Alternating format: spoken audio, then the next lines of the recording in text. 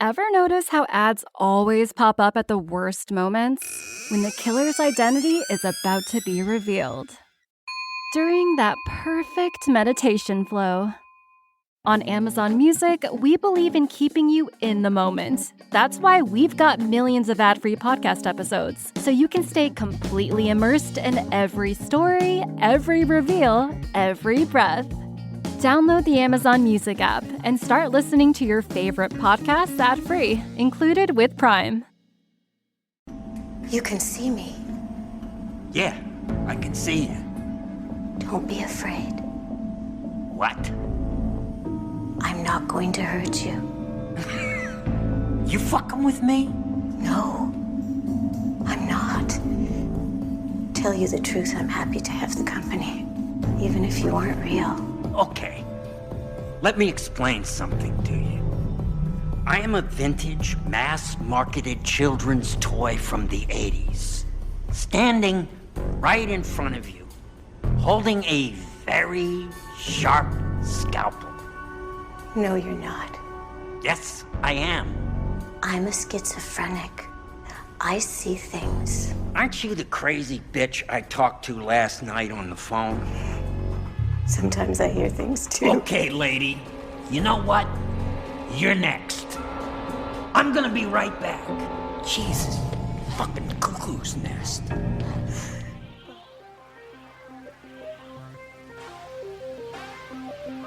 Now park this piece of shit.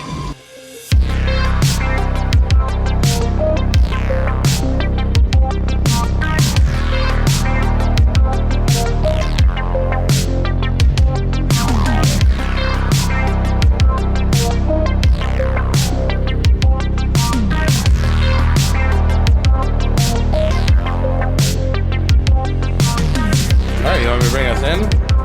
Yeah, you can bring us in. Yo, yeah. All right. Episode 21, Savage Horror Creeps. Horror Dolls Thanksgiving Special for Emily. Yeah, it's only our Thanksgiving special because we're releasing it late this month. That's my fault. Sorry. Well, it was going to be the Thanksgiving special. It was just supposed to come out before the Thanksgiving movie. And now because of that, yeah, and because of her work schedule, I did a quick well, it'll still Thanksgiving release tarot on the before. 21st. So that's before Thanksgiving. So Yeah. hey, there we go. Thanksgiving special. I like what you did there. Yeah, so before we get into Killer Dolls tonight, for the first time listeners out there, I'm Nate, and I'm Corey. Corey's a co-host. I'm Victoria. And Victoria, and then our podcast producers floating around doing high-class podcast producing and shit. Yeah. All right. Well, I'm here too. Okay. Yeah, that's our podcast producer, Josie, over She there. works for the AI. She's trying to develop a new AI doll. She is Yeah. the new That- AI. Yeah, I doll. was just thinking we need more AI to make more mediocre Well, she's trying to make remakes, an but, AI picture of her and the other podcast pictures so people will think that we're not aliens. Oh. I don't know It's really what that tough. I don't know what that means. But yeah, so we are at Killer Dolls tonight. And, This is a special episode because not just the... because you made us do this and then you complained about it that you didn't want to do it. Well, That's true. Okay, that's behind the scenes show announcement. But no, that's no. You asked if we could do No. dolls, and then dolls or... That's not true. No, this is somebody else's fault. No, I'm just kidding. No, our listener wrote in a few episodes ago. Oh shit, probably 4 or 5 episodes ago. Yeah. The listener Emily, and we had a chance to meet her, and she's a very nice person. But she wrote in a long time ago now, and she was saying that she was listening and whatnot, but she also had some hard times fall on her. And so on her road to recovery, she somehow was able to stomach this podcast. So I thought that was pretty cool. And so she suggested, I think, dolls or killer toys or something like that. Yeah. I think it was, right? Or, Yeah. or what's that called? Found footage. And I hate Oh. found footage. Why didn't I pick found footage? Okay. Because you anyway. asked Yeah, me, why and I didn't you hate guys? found footage. You hate found What? footage? Well, Better than I dolls. love found footage, actually. Well, I really love do. dolls. Okay, well, If I was included in this vote, I would have also done found footage. well, Corey gets one. So Corey got his out of the way. Now this is our This is our time now, Victoria. But yeah. So anyway, no, but thank you once again to listener Emily. So we have this little dedication for her, and we have killer dolls tonight, which makes sense because you're shopping for dolls for kids. You know, that's a good point. For a Thanksgiving episode, we got Black Friday coming up. You were, okay, we were all alive for it, but I mean, like, you remember the Tickle Me Elmo nightmare and shit from back in the day, right? I remember that. People getting stampeded to death and things like that for Tickle Me Elmo? Yeah. I got one earlier. You remember it too, Victoria? I do remember that. You're a little younger than us, but yeah that was I crazy. never got one. It wasn't that big of a deal. I remember...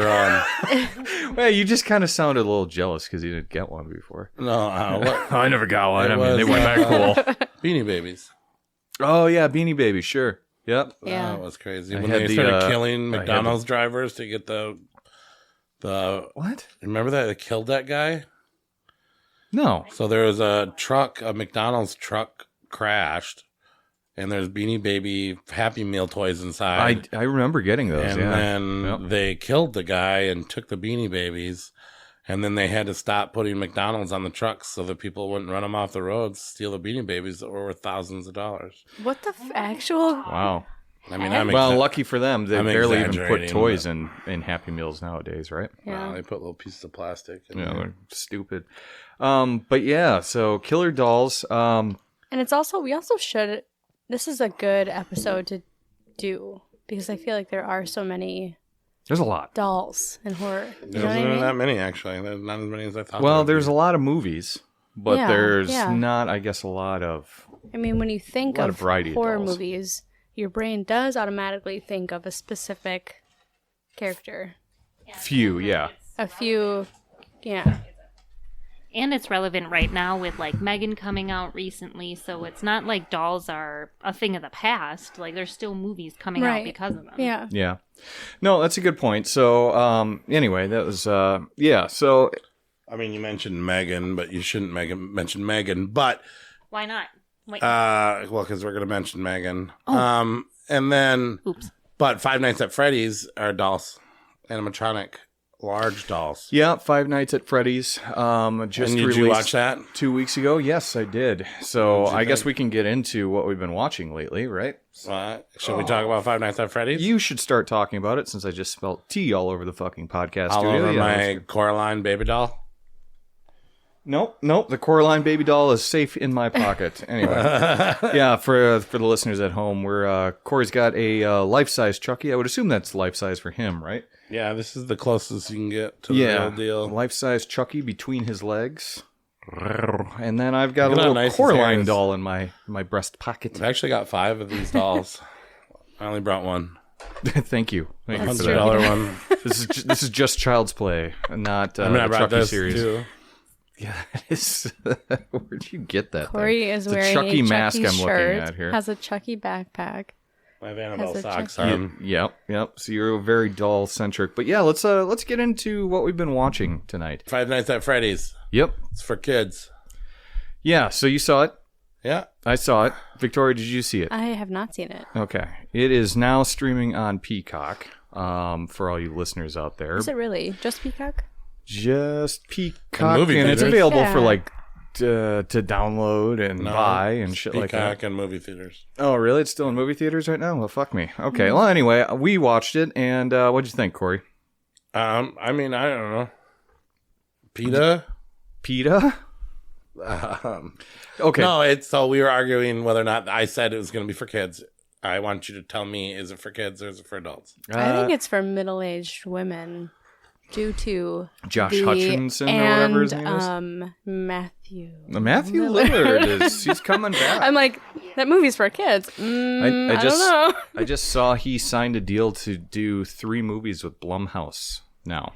So Matthew Lillard is on the rise once again. I think the movie is... I think it's for teens that don't like horror movies. Yes. That's what I think. I think so too. It's PG-13. I think it's for a teen that wants to take a girl to a date night movie or watch a date night movie, but he doesn't like horror movies and he's too afraid to tell her, so he's going to pick Five Nights at Freddy's. And in terms of that, I think it's the perfect movie for something like that, because I would rather just do some hot kissing than ever watch this movie again. Or I think about my brother didn't like it. is 17, and he played Five Nights at Freddy's, the video game, a lot growing up. Yeah. I feel like that age, 17, 18, 16, right around there, I feel like all of them went to this movie. So I've heard from everyone online that the games were way scarier than this movie. Yeah. I was actually surprised at how little scares there were in this movie. That's what it was Corey just said that dude too. sleeping. What's that? It was just that dude sleeping. Yeah. Yeah. Slept at work. He slept at home. And he had He made his sister, children nightmares. He made his sister go to sleep. The guy was obsessed with sleep. Yeah. Because he was in his dreams. He was trying to solve his brother's murder because he was having visions in his dreams. So he couldn't work a job because he had to sleep. Yeah. Yeah, I didn't like the storyline at all. And look, I think I've played the games like once or twice. Ever, you know, so I'm hardly the authority on it. I mean, but what I will say I went is to Chuck E. Cheese a lot. Yeah, I did too. Oh yeah, I went to Chuck E. Cheese all the time as a kid, and those animatronics I mean, the movie scared wasn't the that shit out bad. of me then. I mean, yeah, it wasn't like smart. They weren't trying to make it for adults anyways to try to figure it out. But the only character that wasn't a main character was obviously that character. Like, you tell me you didn't know. Oh, you're talking about the quote unquote twist at the end? Yeah. Yeah, of You course. tell me you didn't know. Yeah, and then even the other twist. Yeah, there's a couple twists in there. Both of them I saw coming right away. There's a guy that did a really bad job at guarding the abandoned. Yeah, it's abandoned Five Nights at Freddy's. Yeah, why would they need a security guard? Okay. And then that cop was horrible. Was a terrible cop. Yeah. Wasn't there crimes? The lady? Yeah. No, she was just always there just trying to get some ass, basically, in a broke down Freddy's joint. But yeah, which is just strange. But anyway, what I was saying with getting back to it is that I know there's not a lot of storyline in the Freddy's things, but I know there's like 6 games or something, so maybe the story comes out. So, but what I'm saying though is I'm trying to give the movie props by saying that you didn't have a lot to work with storyline anyway. But I don't know, man. Wasn't that what they pay writers for? But I suppose they wrote this during You're the right. writers' strike. I agree. And we've seen a much more fun version of this movie, I think, in starring Nicolas Cage. I currently have Five Willy's Nights Wonderland. Yeah, which is better, which I didn't think was very good. Starring who? Nicolas Cage. You haven't seen this movie? No. It's called, check this one out before you see Five Nights at Freddy's. The one that just came out, kind of? Yeah, within the last year or two. I didn't know. It's called Willy's Wonderland and stars Nick Cage, and I think he says like 2021 movie, to be honest with you. Yeah, so it's a couple of years old, and he says like 6 words in the entire movie, and it's much better than this one. Okay. I have Five Nights at Freddy just under Renfield and just over Pet Cemetery Bloodlines. Okay, that's fair. Yeah, if you're giving a gauge, you're talking on your 2023 rankings so far, which is coming up right around the corner. We're almost to December, man. That's crazy. For some reason, I keep missing. Like, I keep thinking Barbarian. Yeah, and that's just last came year. out. Yeah, I know, and I'm like, Black Phone. That's also last year. Yeah. What the heck? What year is it? Yeah, I know. Well, luckily we've seen a lot of these in the theater, so it should be pretty good. We've kept up with a lot of them, but yeah, I don't know. That Five Nights at Freddy's is, I guess it's okay for a watch. I just wouldn't get your hopes up. It's not really that scary. There's not a lot of animatronic violence. I mean, It's entertaining enough to watch. It's not too long. It's okay. Did you take your daughter to see this, Ray? We watched it on Peacock when it came out. What'd she think of it? She's the younger. It was okay. She wouldn't love it or hate it. Okay, so even the select demographic for this movie was just we had a good time watching the pitch meeting about them making fun of it. Oh, there's a lot to make fun of, but it was entertaining. We had fun watching it. Yeah, I don't think it's bad. I mean, just think it's kind of bland. Is he a little s'more? What is he? A little s'more. A little guy? The little animatronic? Oh, yeah. The one they send through the air ducts and whatnot. Yeah. What kind of thing is he? Is he a s'more? I don't know. A s'more. It's a good point. Or a cupcake? Cupcake. Is he a cupcake? That's what he is. He's a cupcake. Yeah. You're a cupcake. He's the meanest one. Anyway, if anybody's a s'more cupcake, yeah, Five Nights it's at you guys. Freddy's, not so great. Kind of what we thought. I watched a movie that I really liked. Onyx the Fortuitous and the Talisman of Souls. The Arby's guy. So I am naive to this, but this guy's been popping up left and right. Now I get it because he just had a movie release, so he's out there busting his ass on the campaign trail. He's TikTok. He's Onyx on TikTok, and he's funny. And that's where I'm seeing him and pop he's a up. nerdy Yeah. Satanist, and he got a whole bunch of money. He asked them for money, right? Is he on? What do you call that? A fundraise. He fundraised for money. Yeah, the to get his movie Kickstarter made. and shit like that. And he made enough money to get Jeffrey Combs and Barbara Crampton and a whole bunch of famous people. And it's not a horror movie. It's kind of more of a comedy. Yeah, and that's what. But it's all about him. Satan and monsters and demons and I heard it's holes and so. I mean, I put he's it on. Oh, hold on a second. So for somebody that doesn't know, like myself, and maybe the listeners, is he just famous from TikTok? Does he just have like his own channel and he went viral? Yeah, So I don't know. So he I don't know.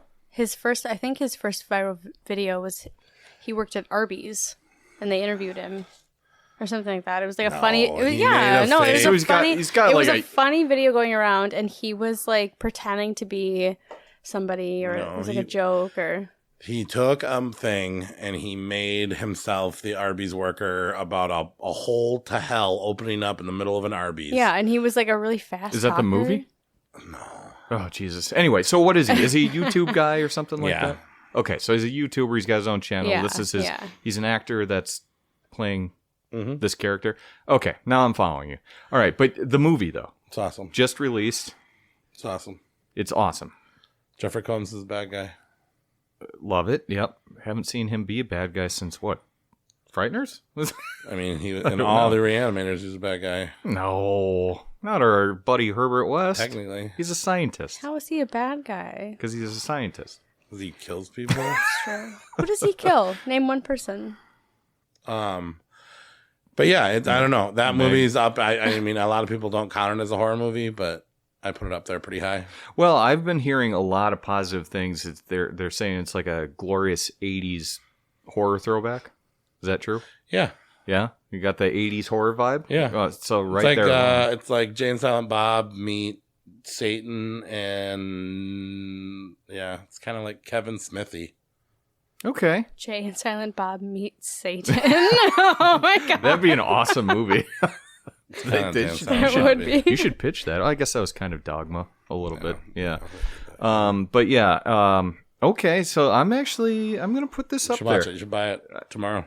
I should buy it tomorrow. Or maybe tonight. Okay, well maybe I will because I've heard enough good things and I've seen enough of like TikTok clips and stuff like that of this guy to where I bought it the first I like this character right when it came out. It put me in a really good mood. It was a really good thing. He's like a Satanist. Onyx the Fortuitous and the Talisman of Souls. It's is it would you compare it to, from what I've gathered, like What We Do in the Shadows style humor a little bit or no? He Maybe. Yeah, I would. Like, I because he's a kinda little say that. goofball, right? Yeah. It's funny. Yeah, It's okay. more funny. It's not like scary, but there's like horror elements in it. And it's funny. And it's about smoking weed and collecting action figures, man. And then getting chosen stuff. by a fake Anton LaVey to do a study to become immortal. And then there's demons and there's goth babes and there's everything you want in a movie. Okay.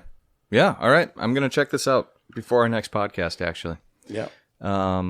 Yeah. And then, did you guys see anything else? Well, there's news. Terrifier 3 is a Christmas movie, and it leaked, Yeah. and so now they said that. So I heard they were pretty pissed off about and a that year one. from today, we'll probably be getting Terrifier 3, and it'll probably be awesome. Mm-hmm. And then Yeah. What was the story with that? They just put out a leaked shitty picture. It was like Bad quality picture of the cover. yeah. Him in a Santa suit. Yeah. And then they had to put out the good quality one because. So, well, I get it though. I mean, it leaked the main storyline. And then they announced a sequel to It Follows called They Follow.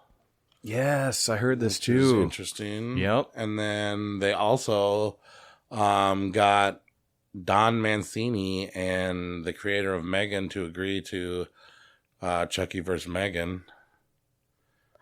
Who knows if they're gonna make it? But you know what? I'm gonna watch that. Yeah, you are. I'm definitely gonna watch that. I Not know. just for the podcast. I'm gonna happily watch that. Yeah. And then Same. yeah, to the dismay of some of my horror creeps, I went and saw Thanksgiving. Well, that's okay. I mean, our schedules can't always line up, right? But Mine could have. I just went to it right away. yeah, I wasn't gonna wait for you. I get it, man. I've been so freaking busy lately that it's been hard to get a hold of me. or But even which talk to me. sucks because we were gonna do this earlier, and then we were gonna predict Thanksgiving. Oh yeah. So Yep. Yeah, but my schedule has just been fucked lately, and so yeah, that's the whole reason why we're releasing this a little bit later than we normally do. But you saw Thanksgiving. yeah. I keep wanting to call it Thanksgiving. And I sent you a Thanksgiving tarot thing, even though that's Victoria's job. I was the only one that was available to do it. If you want to use it, you use it. You can put it on there right now. All right, Thanksgiving tarot before it comes out. First card, we got the Knight of Wands. This is going to be a gory, violent, exciting, lots of violence, lots of fighting. Nothing less that you'd expect from the guy. Second card is going to be Major Arcana Strength. This movie says that it's going to be depraved, but also very entertaining. And our last card to explain would be the Chariot. The meaning is strong will, holding things together, possibly determination to free oneself from what seems to be a dead end, possibly through inventiveness or trickery, tricks. So there's going to be a crazy trick ending. This movie's not going to be as simple as you think it's going to be. I think this movie's going to be awesome.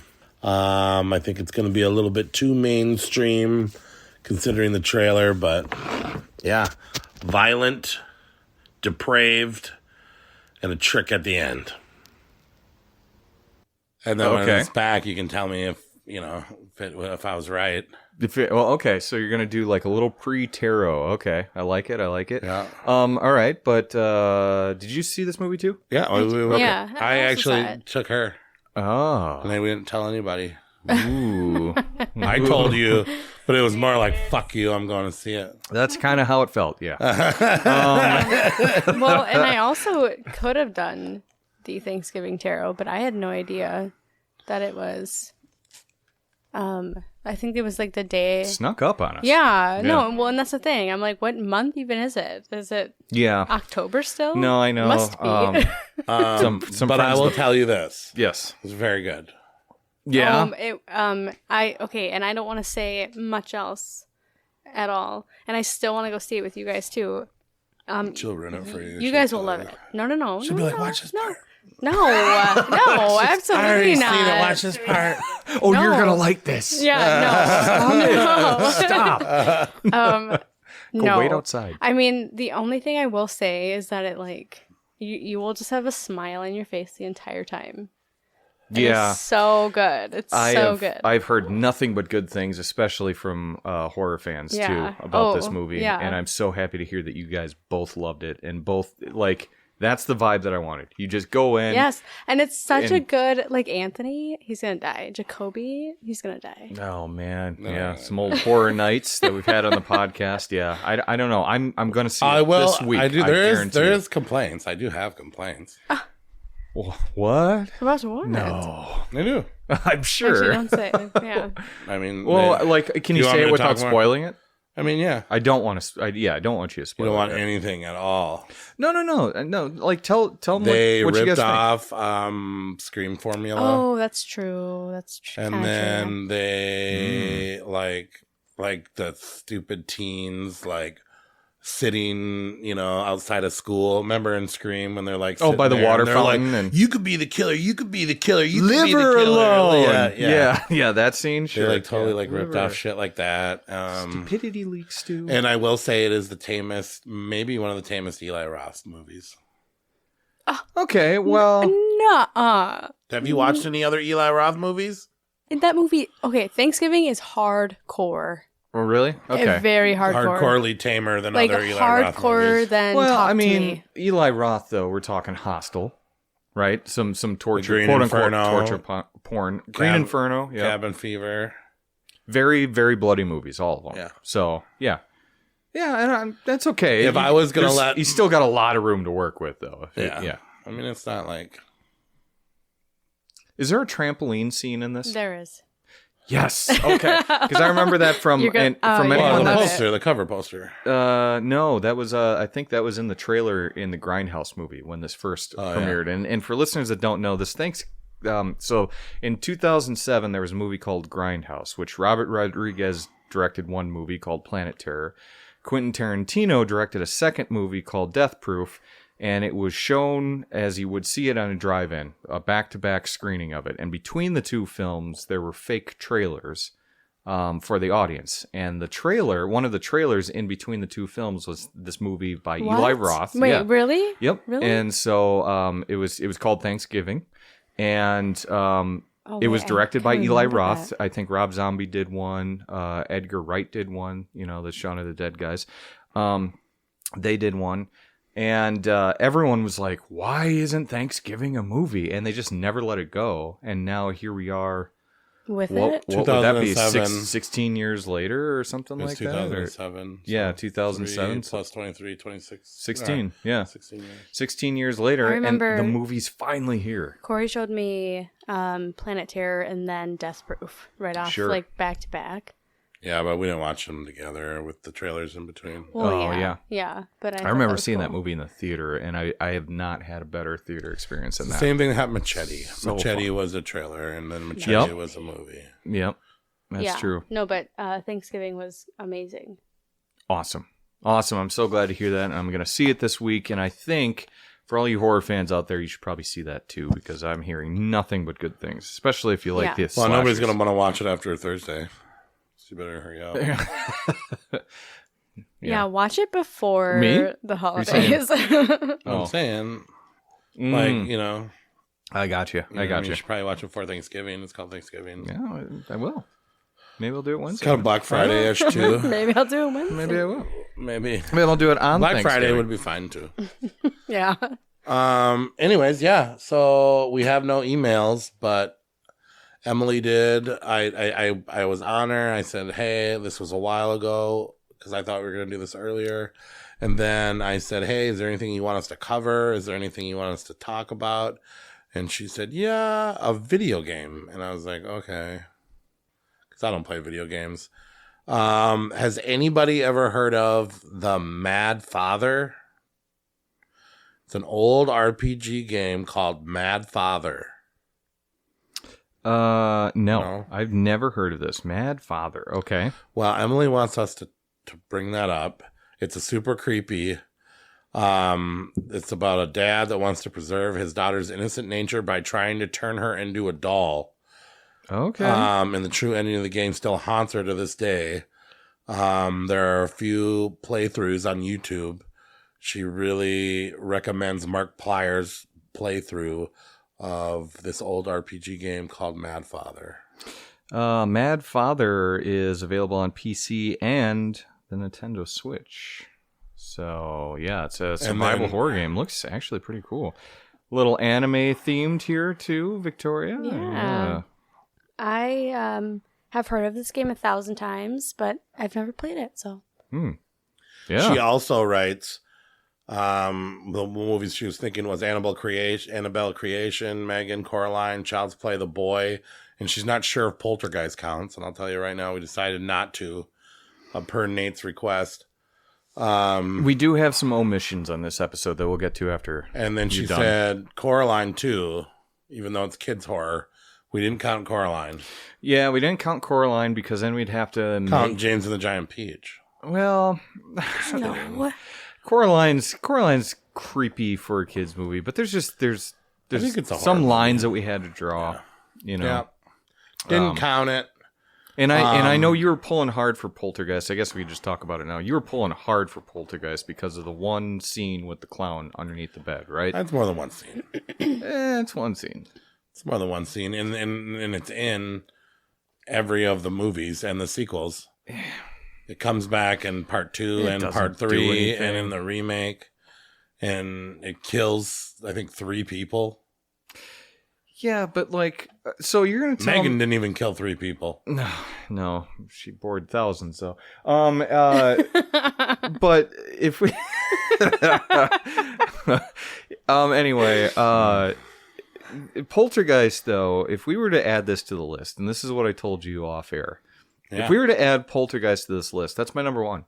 And we have a movie that contains 5 minutes of doll horror. And that's the one thing, and it's great. Don't get me wrong. I'm worried about where this list is a little iffy. I don't know if this is the definitive list. You got a lot of your movies on this list. Okay, but I'm just saying, so 1986, you have to pick the best movies and you put the best movies in rank. But when we're doing these special episodes, I think that instead of saying the best movies that have a doll in it, we should do the best doll movies. So let's say my favorite movie is so-and-so, but this other movie is also very good, and it's got a lot of dolls in it. So shouldn't that go up higher in the ranking? Because we're ranking the top 10 best doll movies of all time. Not the best movies that have a doll in it. Right. Yeah. Yeah. Yeah, that's what we're saying. Yeah. So that's what we did. So Poltergeist is... I think you got a little twisted up there. But you're saying any good quality horror movie that has is the best movie that has a doll in it. But I'm saying Poltergeist is not the best doll horror movie. No. Yeah. Right, yes. Okay. And you were just about to say Poltergeist wins hands down. If we were to... Well, no, if he wanted to include Poltergeist... If we did horror movies that include dolls. Yes. Yeah. But doll-centric horror is what we tried to do tonight. Yeah. I guess. I don't know. I'm all twisted No, you guys did it. You guys did it right. You guys did it right. I'm just saying, like, you know, when we talk about the rules... I mean, some of these are great movies, but are they great doll horror movies? I think so. Yeah, every single one is very heavy on the dolls. What I think of when I think of doll horror. There might be 2 on this list that are kind of light. Well, okay, 1 that's kind of light on our list right now. That I think. Love, your list. Yeah. But yeah, okay, I think we did a pretty good job, and that's why I'm not trying to like say like this and that. I'm just saying. No. I mean, because we didn't get to talk. You've been in. Oh my god! I've been in a whorehouse. Been in Sacramento for the last 3 weeks. Nate owns a horror house. You're not. Fair. I own it. Yeah, I don't even visit it. I just go down and see can we Sacramento bitches. Can I tell you guys the truth of where Nate was?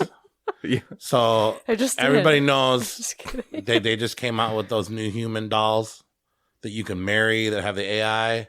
Nate got one, and he needed 3 weeks to soul bond with it. Mm-hmm. That's what the instructions said. And he's been having sex with that doll. Oh yeah, for 3 weeks. I prefer soul bonding, staring it straight in the eyes. Yeah, and he couldn't do podcast. Yep. No, I got the new doll. I soul bonded with my penis. Yeah. Well, first of all, it feels real. And second of all, it's gonna happen. They're coming out. It is. They're making a cheaper one. Or do you buy them used, or do they make a cheaper model? Well, it was like new. It was like new. Yeah.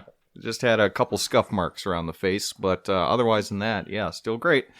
But no, it's what I like, and you shouldn't judge me. And so I had to go off into the woods with my real life human doll. I mean, that's an old fantasy of mine. I've always wanted a robot girlfriend.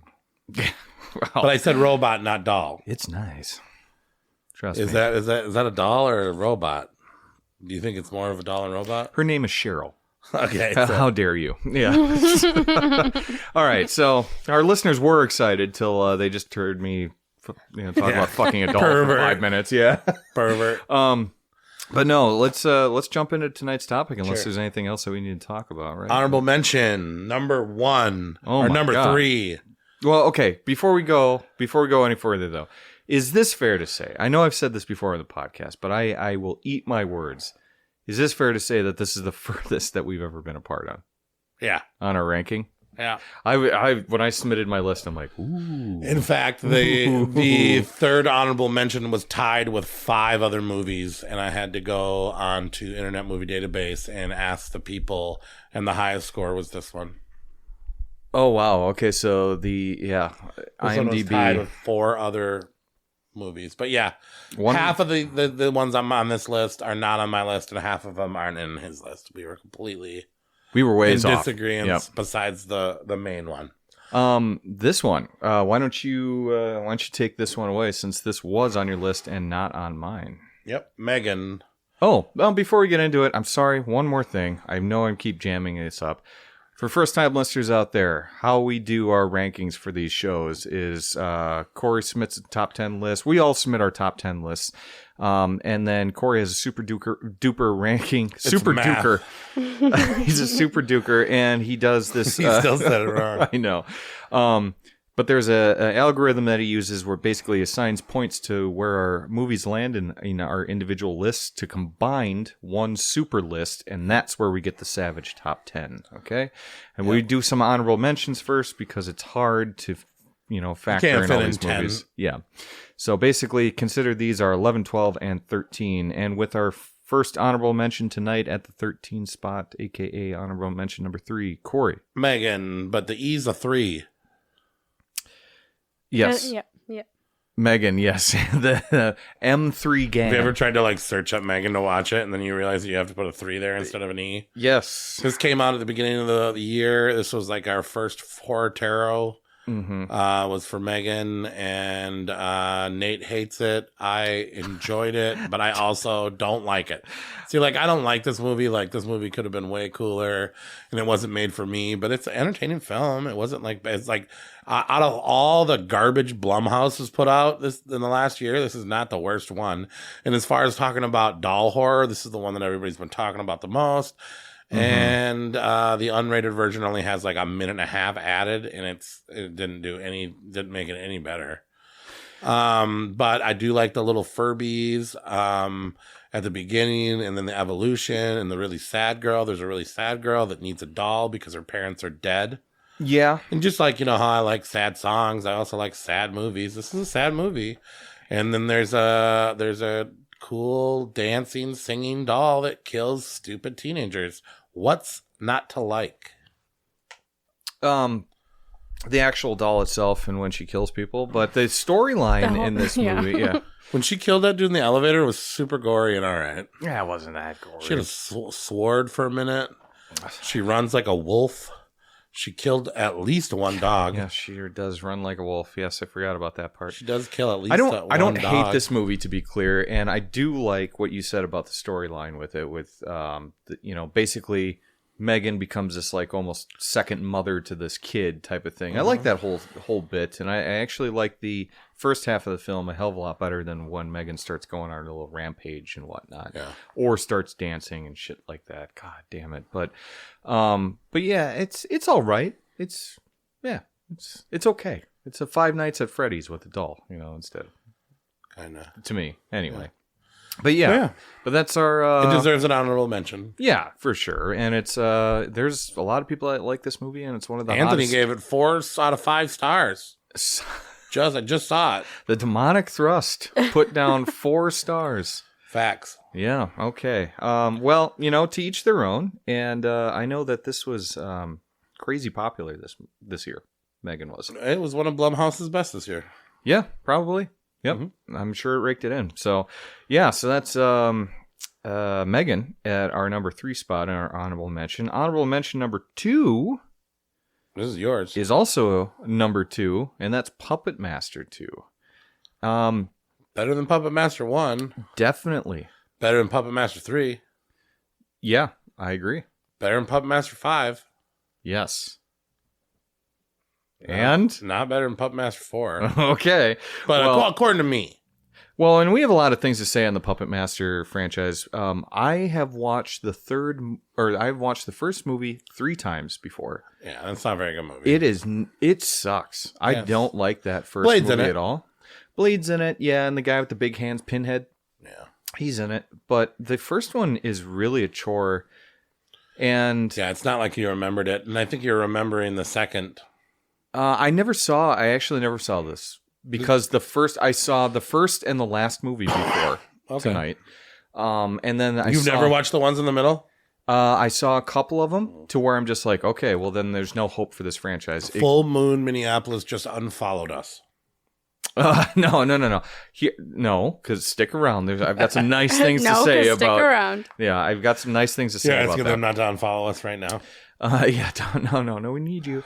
No, Puppet Master, the first one, I just really could never get into, and I've tried to because because I know that Nazis come into this storyline somewhere and stuff like that. The Nazi stuff. It's all right. I was curious about it, and I've heard enough about it to be curious. And honestly, there's a lot of movies in this franchise that have some good reviews. So I was always curious, kept trying to watch that first movie. There's good things about the first movie. It's pretty bland. And so I just always quit. This time I was like, I need to make an effort for the podcast. Let's stick with it. And then I get to 2. And this movie's fucking awesome. I really like this one. This is in my top 10. This is night and day different from the first one. It has the same characters, almost the same damn storyline. Yeah. But it's just done better in every way. Yeah. You get Torch comes into this one, the puppet Torch. They're a little bit bigger in the second one for some reason. Yeah, they are. And you got Andre Toulon, who is a series main character, comes back. The puppets are nasty in this one. They're very mean, and they're trying to Leech Girl's dead. Reincarnate. What? Leech Girl died. The Leech Girl did die. Yep. But don't worry, she'll unexplainably come back in the franchise for all the fans. Can I say something about Puppet Master before you finish? Yeah, 2 or 1. This was the first one. Okay. But it's the second one. So the first horror movie I remember watching is this. Puppet Master 2? Yeah. Oh, okay. And another movie that's on this list. Oh, okay. So that's weird. So I always remembered this as like the first time I saw somebody's head get fucking drilled. Yeah. And brains come out of a head. That was Puppet Master. But I always remembered Puppet Master 1, and every time I go back to watch Puppet Master 1, it sucks. And then you watch 2 and you're like, okay, it's a little bit better. Yeah, I was so surprised by Puppet Master 2 isn't fucking great by any means either. No, they're all B movies. One. This whole franchise is a B movie thing, but there is a lot to love about a lot of these. The characters, a lot of the characters, but like there's some good films in the Puppet Master franchise, and 2 is probably my favorite out of all of them. It's got some good kills. The puppets are mean and nasty. Very simple plot, which is a bunch of like paranormal researchers are basically just around, and Andre Toulon, and then the Nazis get a hold of it and they try to use them to win the war. Not in this one. Stop confusing things. Stop being a troll. You're shitting on my pick. Yeah, not on part 2. You're right. But yeah. So Puppet Master 2 is just Puppet Master. But they try and bring back Andre Toulon, and he's awesome. He looks like the Invisible Man in this. Oh yeah. He's really cool, and he yells a lot. He does yell a lot, but there's a lot of fun stuff. Man. It was a lot of Invisible Man. Yeah, and it's got a lot of like fun little gimmicky quirks. It's still a B movie at the end of the day, but this made me actually respect and look forward to other movies in the franchise. And so that is Puppet Master 2. So Puppet Master 2 kind of set you up for a bunch of disappointment. There's some good stuff, and you know that. Damn it. Yeah. But yeah, so that's Puppet Master 2 and our honorable mention 2, and then our final honorable mention tonight is Suddenly in the Dark, also known as Suddenly at Midnight, also known as a Korean word that I cannot speak. And Korean horror films are great, and you always think of Train to Busan, The Wailing. Mm-hmm. Tons of really great ones. This is from 1981, so this one's a little bit different. This is made by a guy that made over 100 films. This is his only horror film. Okay, so this movie is about a guy who takes pictures of butterflies. He leaves, he takes pictures of butterflies. He finds a chick with a dead mother. He takes her back home to his loving wife, says she's the maid. Okay, she's hot. Wife knows she's hot. Yeah. Gives her a bath on the floor for 25 minutes. That's what you should do every day. Okay. To your ladies. She puts, well, no, the weird thing though, when she gives them the bath, there's the bath, and then she takes her out of the bath, sets her on the floor, and then cleans her. Yeah. So you can see her butt crack the whole time. Yep. Then the guy walks in, sees her butt crack, and she's like, whoa, this girl's hot. My husband's fucking her. She gets, even though she's watching, she gets super jealous and just starts constantly thinking about this girl. And you're wondering, where does the doll come and play? Well, the girl comes back. She has a little tiny doll that turns the camera to have smeared Vaseline on it and a kaleidoscope. Yeah. So every time she's doing something, you can see Vaseline on the camera lens. Okay. And then it makes the mom more crazy. Okay. Or the wife more crazy, and the wife gets more and more crazy, and she thinks that there's a demon in the doll, and she keeps on wanting to kill the girl because she brought the doll, and there's got to be some sort of connection. Wasn't there something about the girl her father was a shaman or something? Yeah, like her that mother was died? a shaman. Yeah. And then they're thinking that she's trapped inside the demon thing. And I'll be honest with you, I watched this movie without subtitles, and I still got all that. And then it's a long, weird movie about jealousy and mistrust and not seeing things for how it is. And in the end, the girl falls out a window and gets killed. And she says it's the doll. So she keeps on throwing the doll in the river. Doll keeps on coming back. Yep. They keep on calling her crazy. And eventually, then you get to find out what the cool ending. Yep, you get to find out what the doll is all about at the end. This one, very horny movie. Well, it's kind of horny. 80s. It's subtly horny. Because I really thought. Were you horny when you were watching this? I was a little horny. Suddenly. When I was You watching got it. horny? All of a sudden. I got horny. Yeah, you got horny. Yeah. You watched this while while you were bonding with your doll, though, so maybe that makes sense. That definitely makes sense. Yeah. Yeah. But we were in a position where we could both watch it. But yeah, so it's the chemistry between the wife and the not mistress. She's not a mistress. She's but a the maid. girl that's the maid. Yeah. That's been found and The found came from housemaid. Yeah. It's weird. The tension It comes takes through. forever to get on with it. It but does. It is beautifully The tension shot. comes through. And all the rooms are really cool, and the carpet's like really short, like a buzz cut. It's very. Like it looks like it would hurt to walk on that carpet. It's very Korean 80s, and it's kind of got a little Hausu vibe to it. A little bit. Not as crazy. And it's definitely not anywhere near as crazy as that movie is. But it's fun. It's got some supernatural. The first half of the movie, though, is kind of a slog. But you do get some cool doll stuff it's out there. atmospheric and The kaleidoscope demon, that got It's old worth for me a watching. little bit. But yeah, it's definitely worth watching. And you had a hard time finding it, right? Didn't you say you found it on YouTube? yeah, I had to watch it without subtitles. This is actually streaming on Tubi right now. I just missed it. Must have missed it. Suddenly in the Dark, that's where I watched it with subtitles. But you might have to look up Suddenly at Midnight.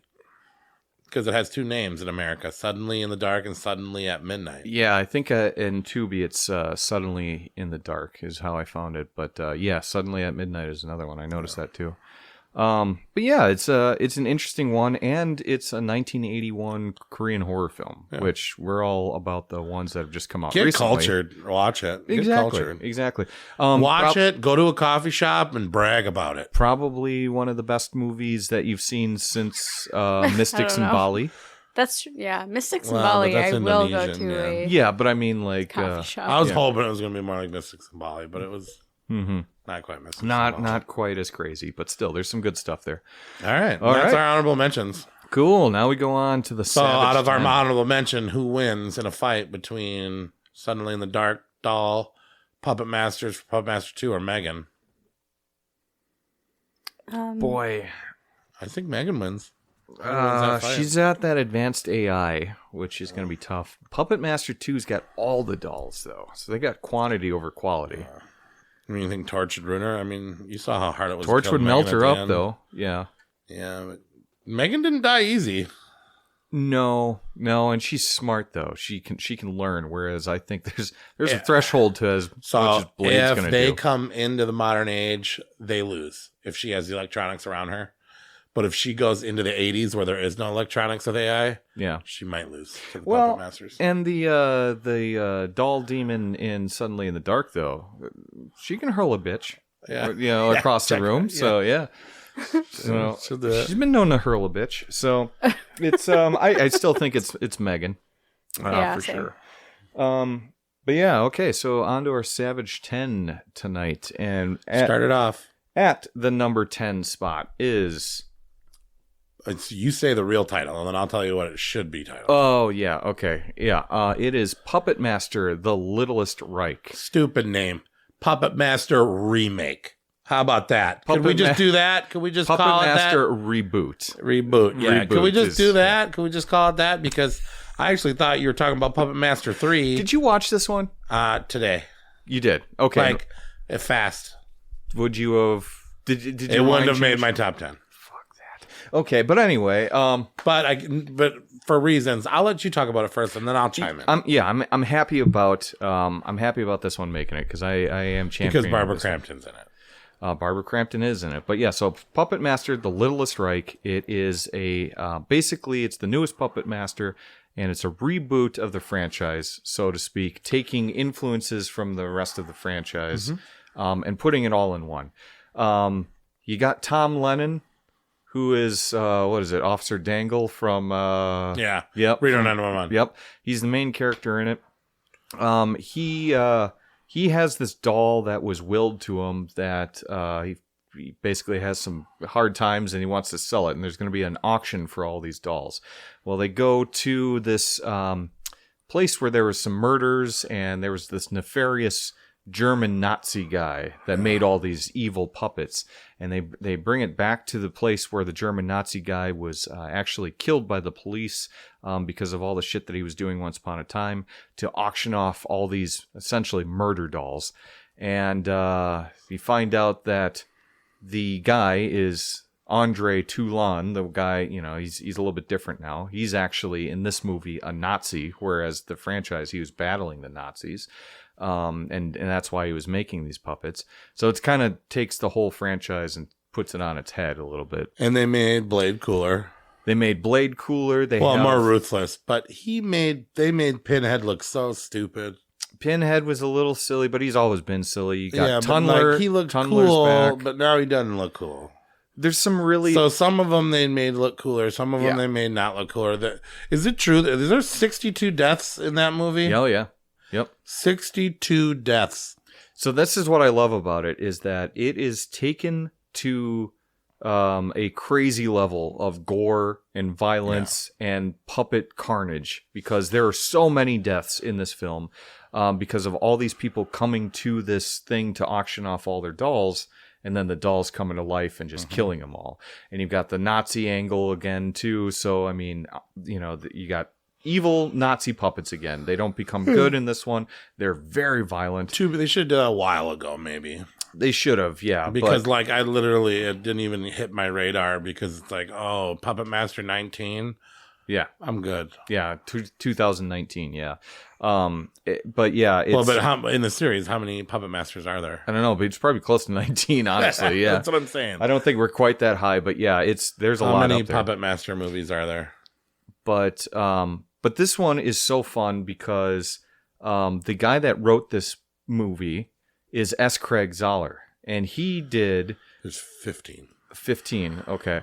This is Puppet Master 15. So S. Craig Zoller wrote this movie, and he's done some fantastic movies I absolutely love. Bone Tomahawk. He did Brawl in Cell Block 13, is it? Yeah, with Vince Vaughn. Yep, and fucking great movie too. Dragged Across Concrete. He has done some awesome work. He is also a fantastic author too. If for people that like reading, check out the Western book of his. It's brutal as all hell, called was it Wraiths of a Broken Land or Congregation of Jackals? Fantastic writer. But he takes this franchise to a whole new level.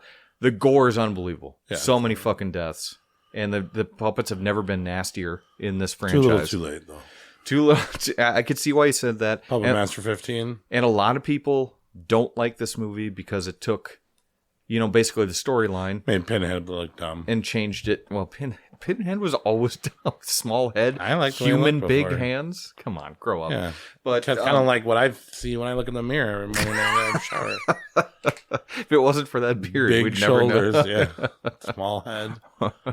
Narrow ass. More muscle than I can deal with. You have a giant, enormous head.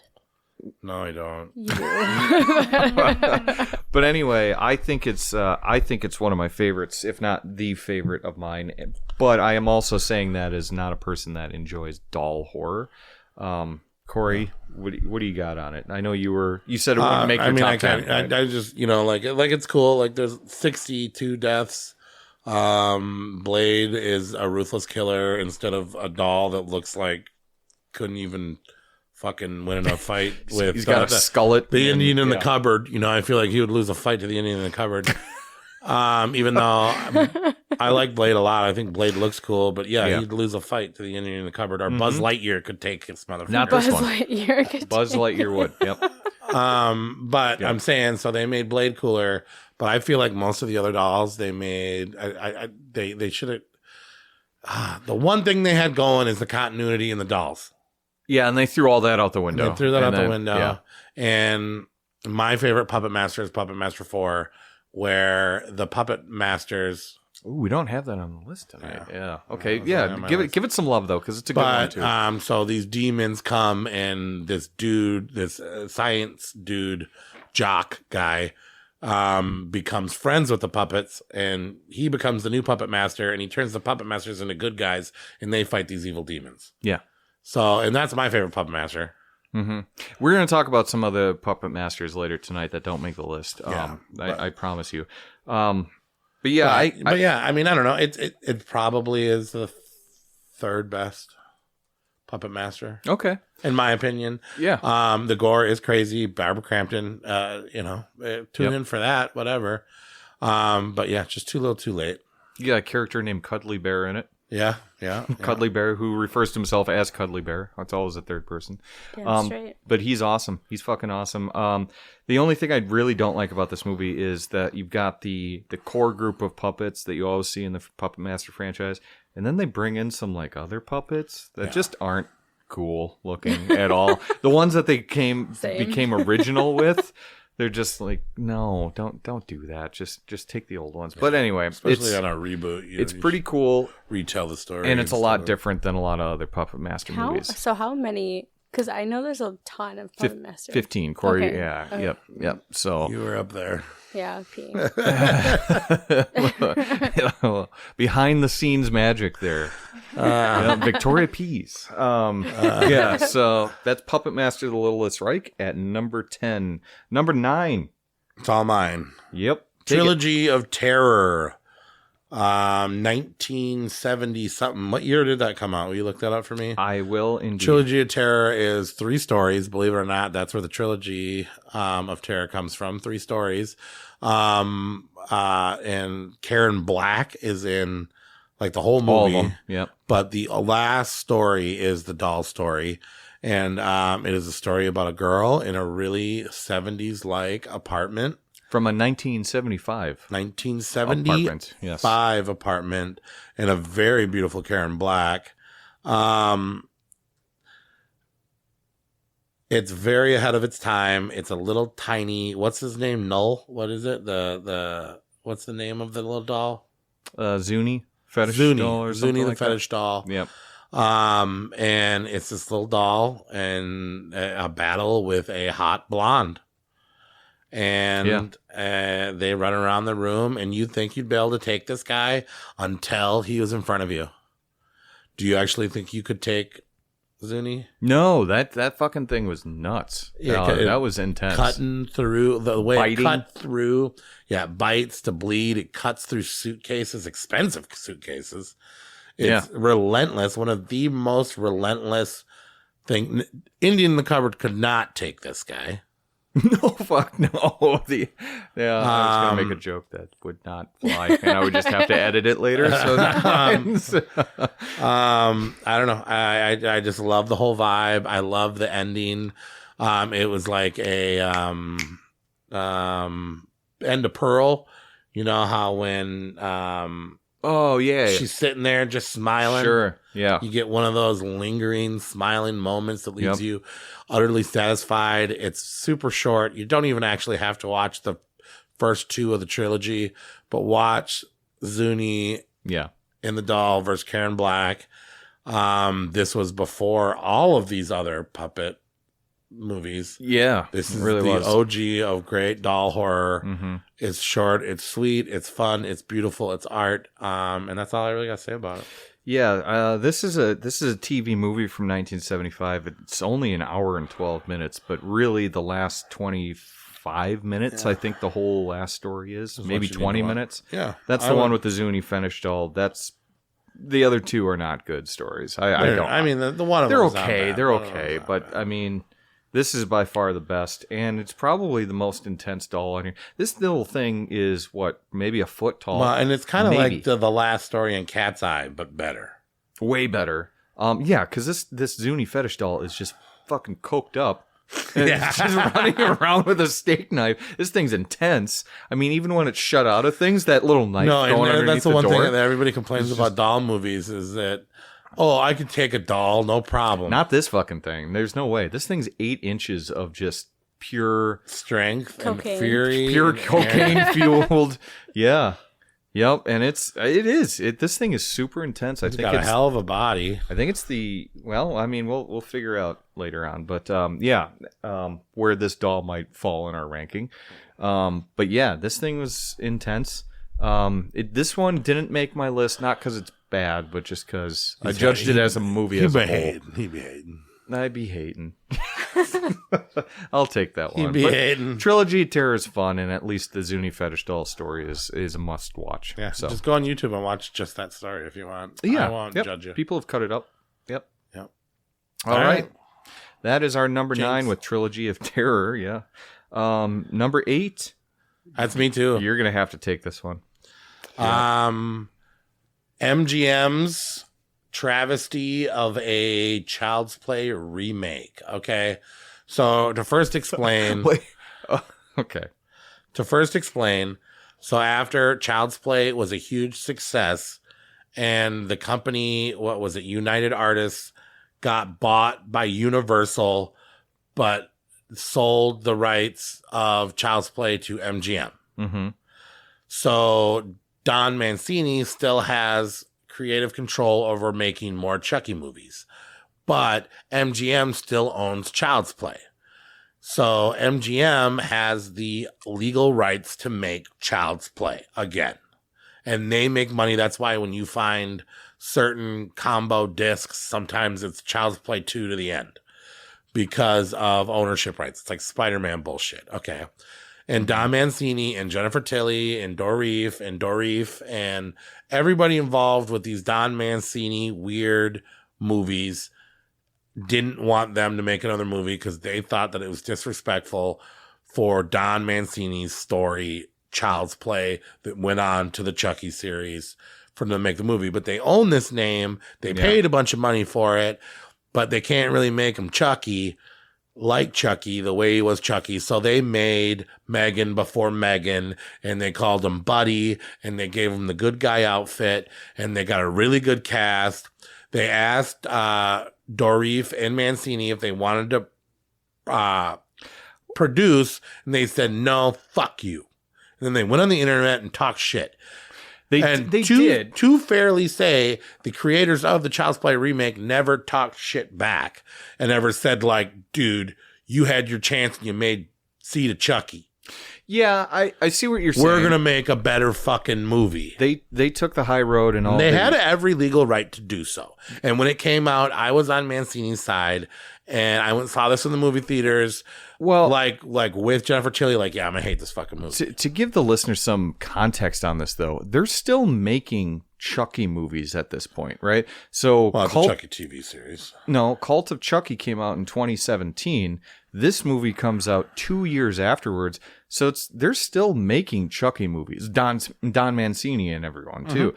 So it's kind of just like, well, now you're just confusing us. Yeah, you know, making a Child's Play movie. I get the franchise rights. Totally makes sense to me. I mean, see why they have every legal right to do it. But yeah, and I could see why Don Mancini, who kind of got fucked out of his character a little bit because he had to veer off with Chucky. Yeah.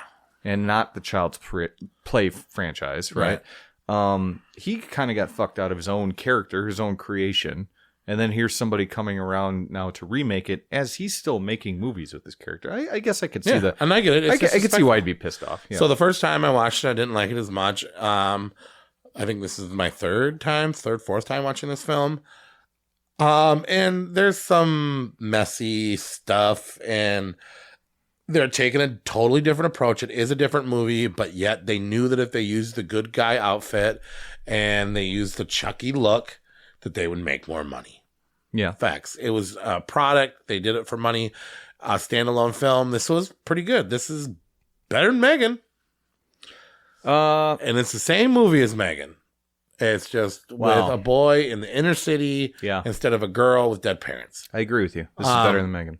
Yeah. Yep. And so we have this cool movie with a super awesome Aubrey Plaza as an awesome mom doing just as good as the first mom. Okay, we got a kid that's like hip and it's got to be scary to like non-horror fans or like modern audiences.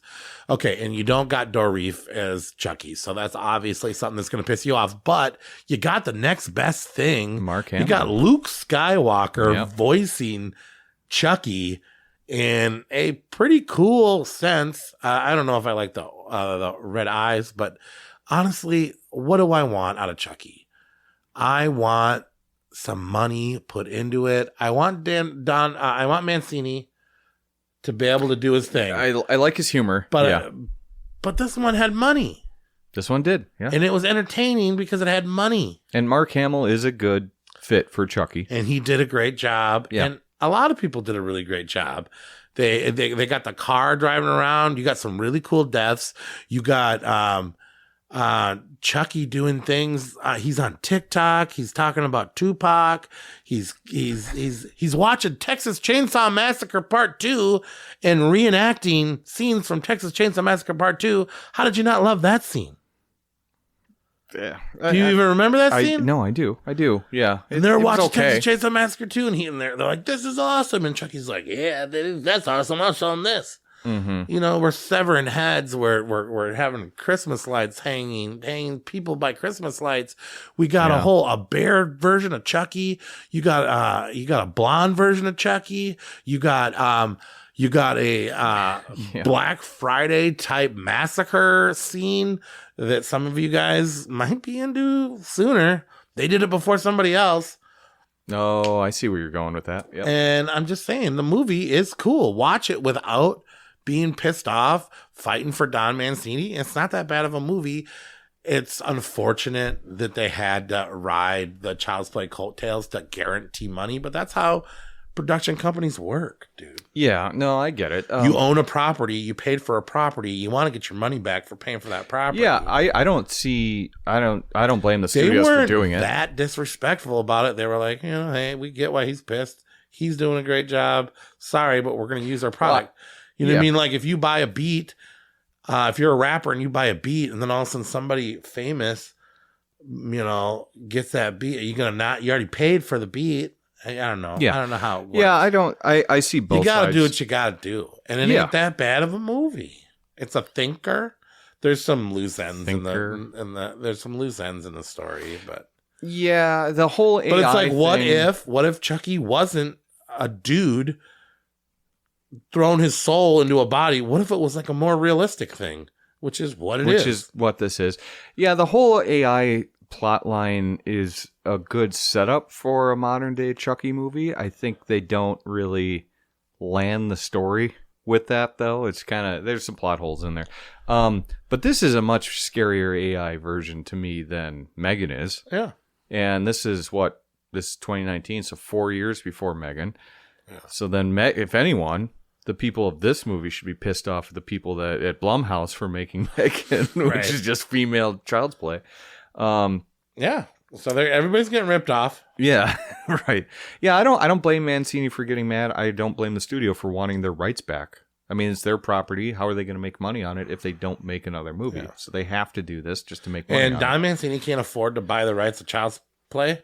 Yeah, this movie for me is worth too much. Is just okay, and that's why it didn't make the list. It used to be lower on my ranking, but when we go over our ranking, it's actually higher than you think it is.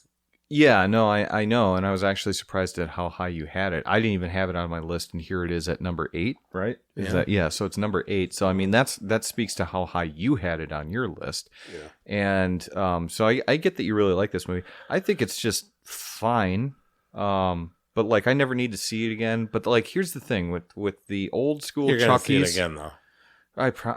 You're gonna see whatever. It again.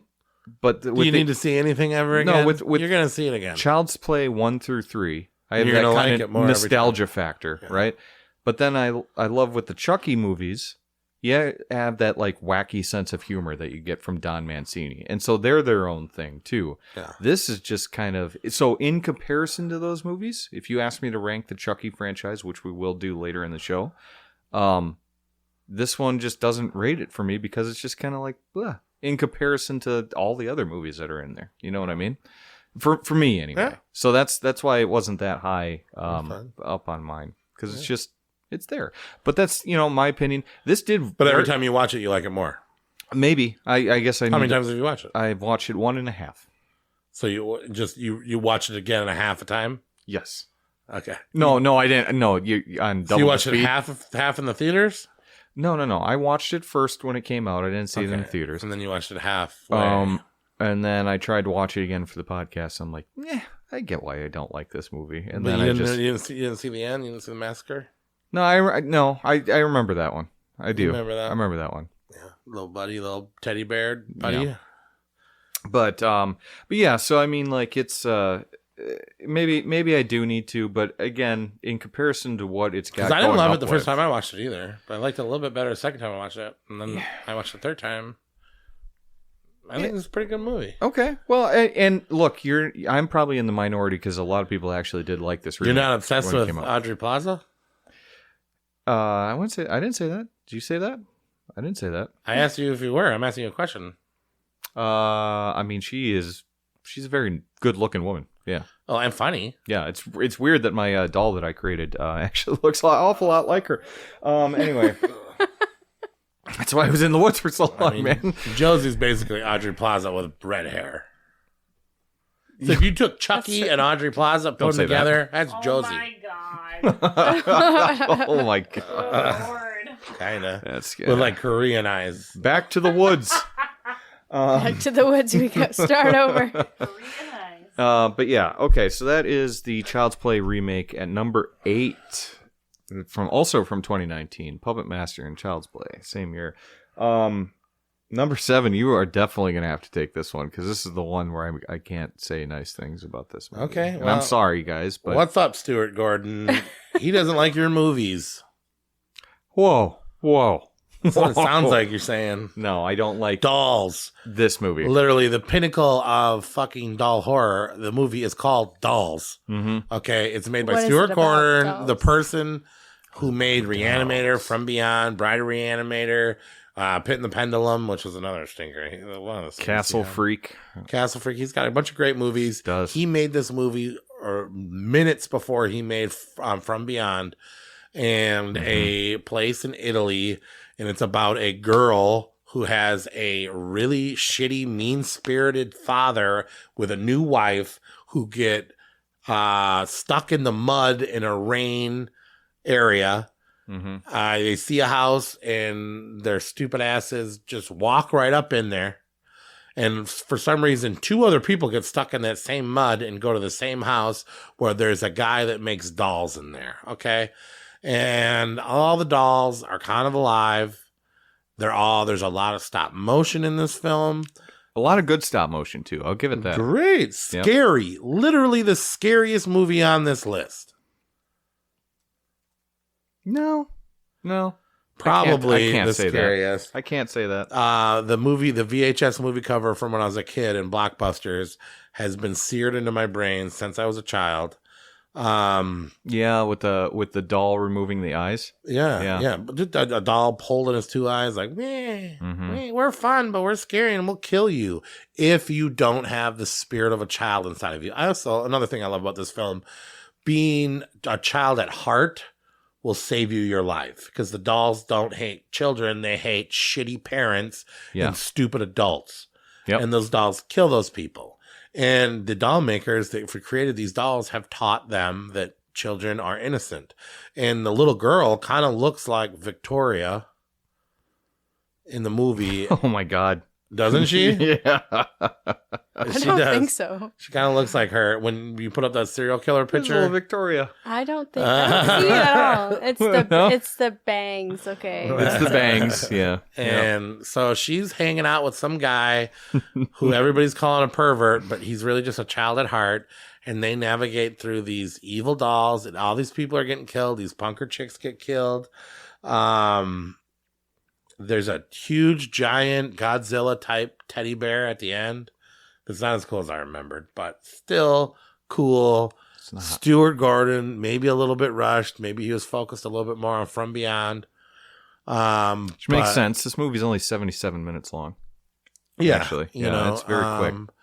And it's good, and it is like the most doll horror movie ever made. It's got a lot of dolls. It took a year to edit.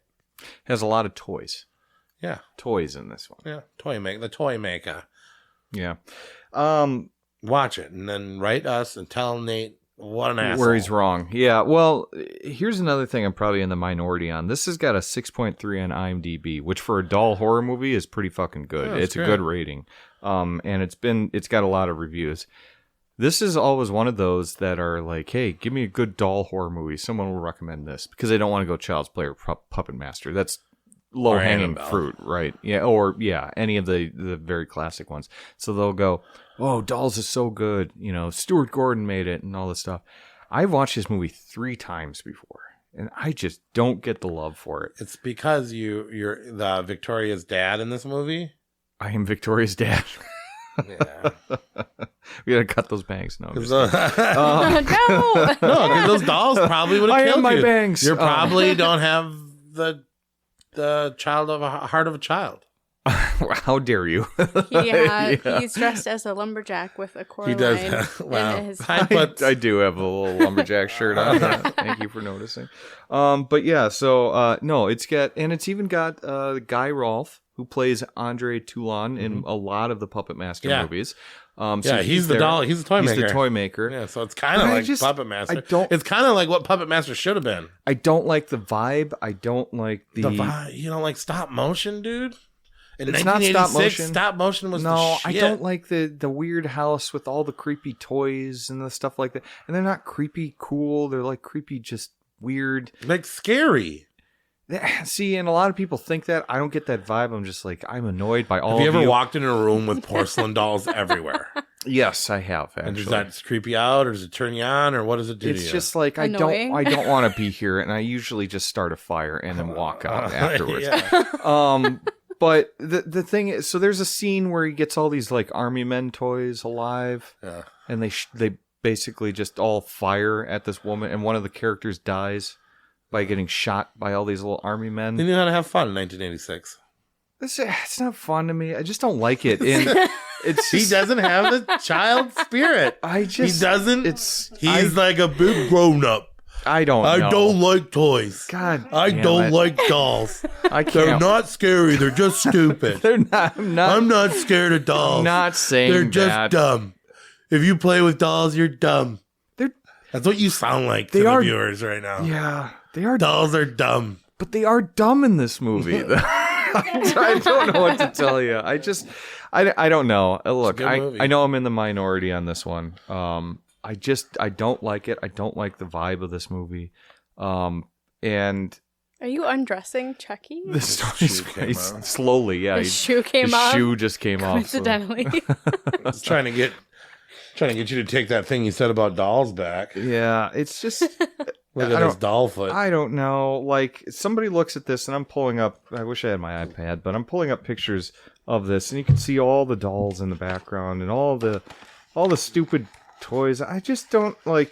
I don't All care. the stupid toys. How do you feel about Toy Story? I love Toy Story. Okay. Love Toy Story. Yeah. Love. You're basically Sid. No, Corey. You love is to Sid. No, you would Destroy dolls. definitely be. Nate is Woody. Let's be real. Yeah, well, That's a big insult. I'd rather be Sid than Woody. This is kind of like a doll's doll. yeah. What is that? You're wearing a doll mask on the podcast right now.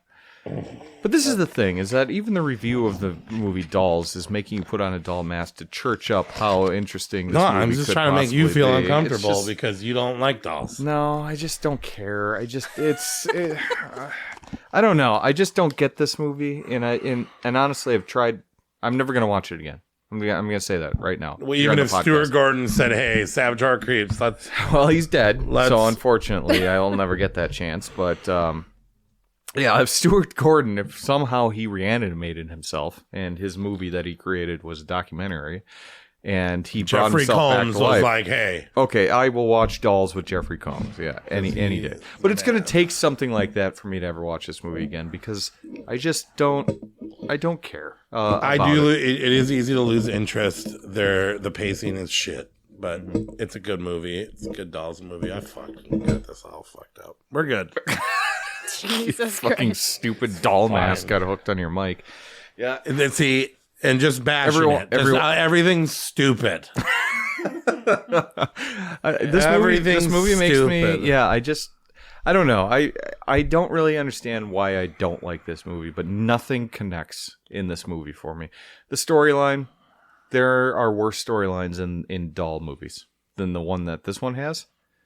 But it's just I don't like the character. I don't like the mom and pop. Did you guys in already it. say what year this movie was? 1986. 86. Okay. Yeah. Well, so yeah. Okay. Made 10 minutes before he made From Beyond. Yeah. Okay. Yeah.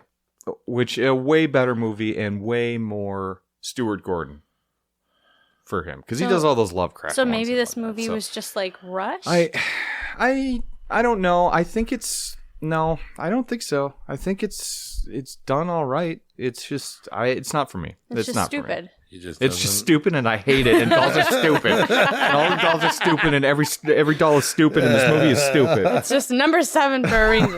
That's right, number that's a 6. stupid number 7. Now you tell me why this one is better than Dolls. Okay, Yeah. I will definitely tell you. And number 6 is Bride of Chucky.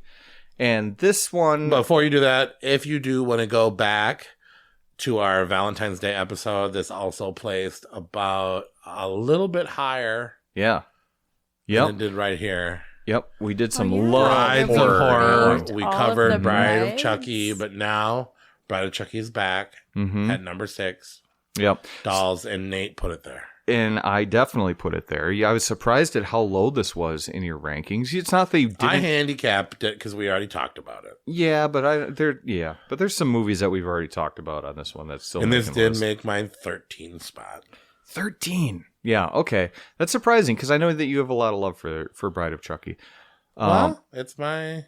But look, people, it's Chucky, but it's where Chucky's franchise really goes in the direction that it's still going today.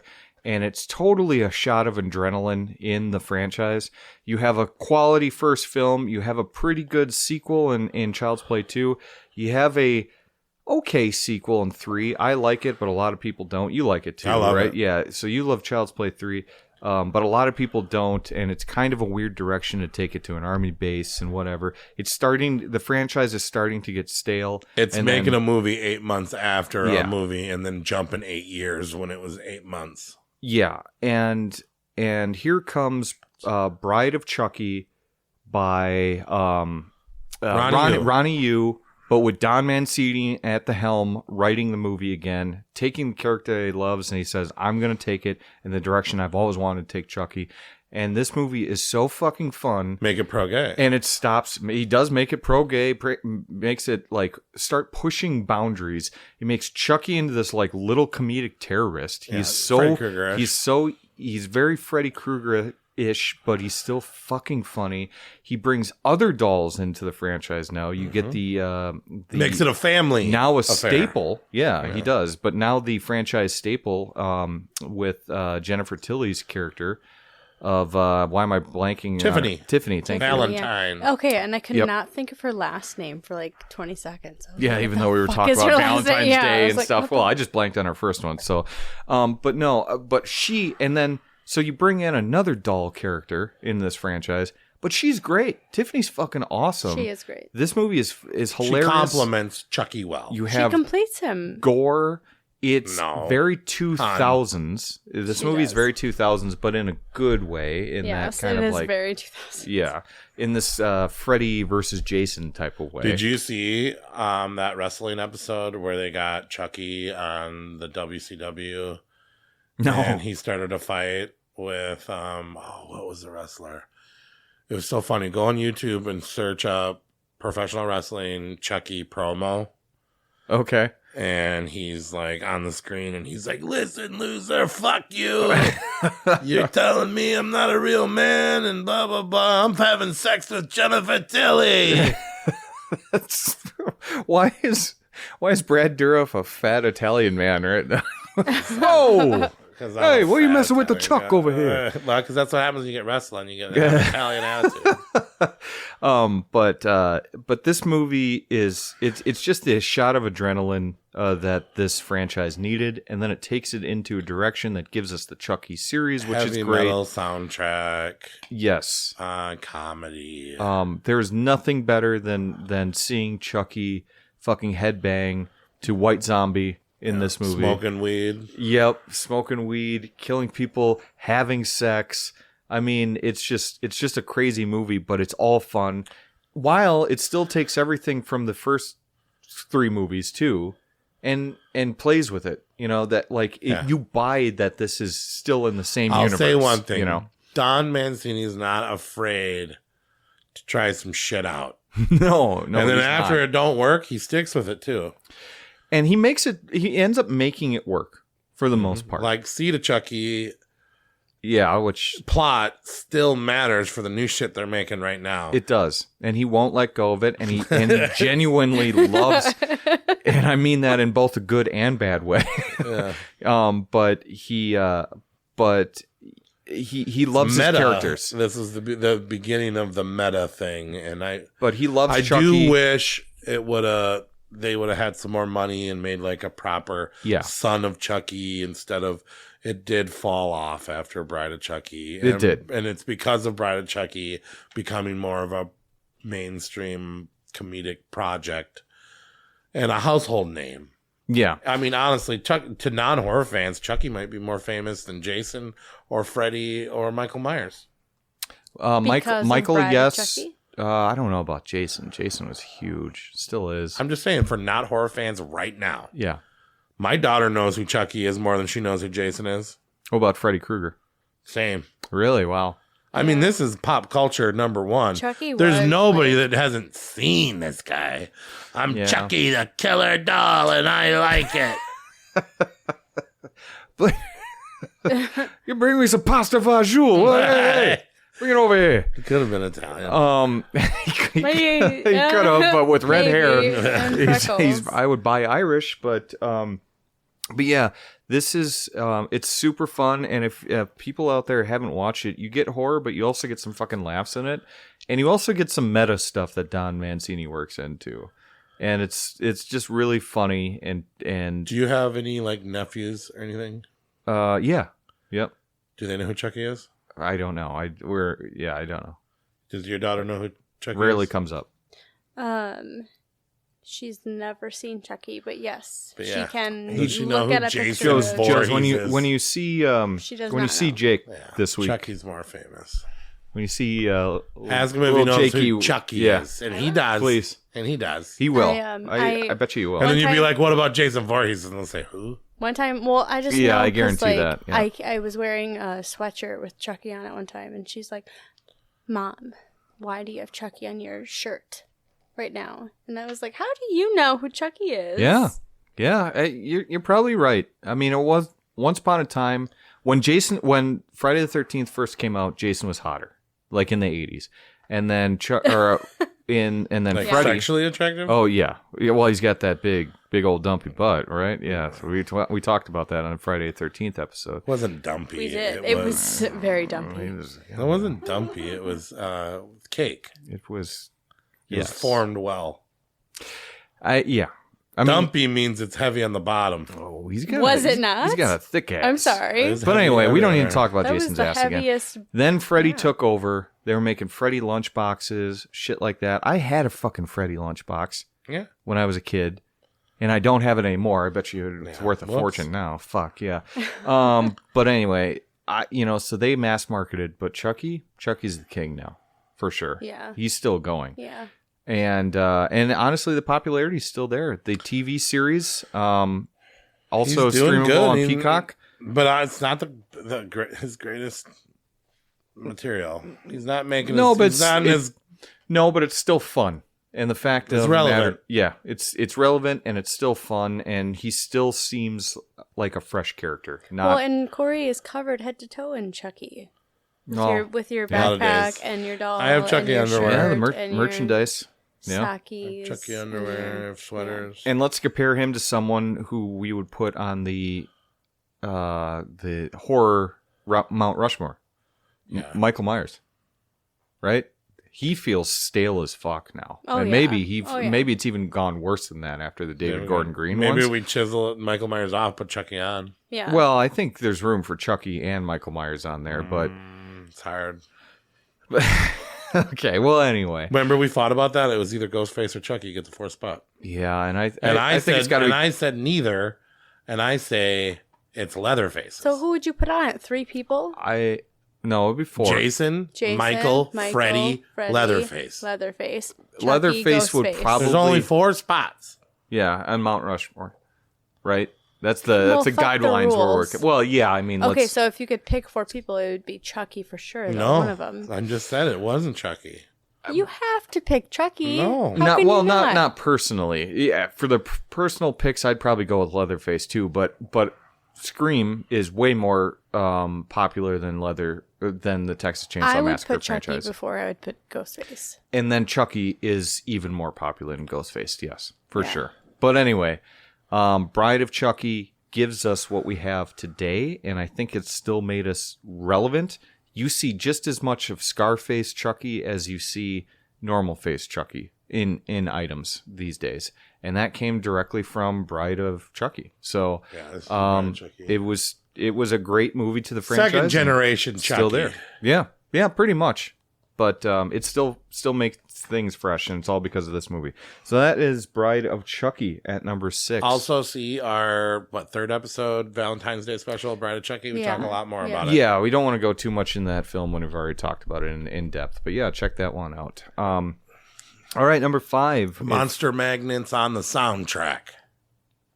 Yes. Yep. The Boogie Woogie King from the mountaintop is what I am. And we do talk about that too, with the soundtrack is fucking awesome in that one.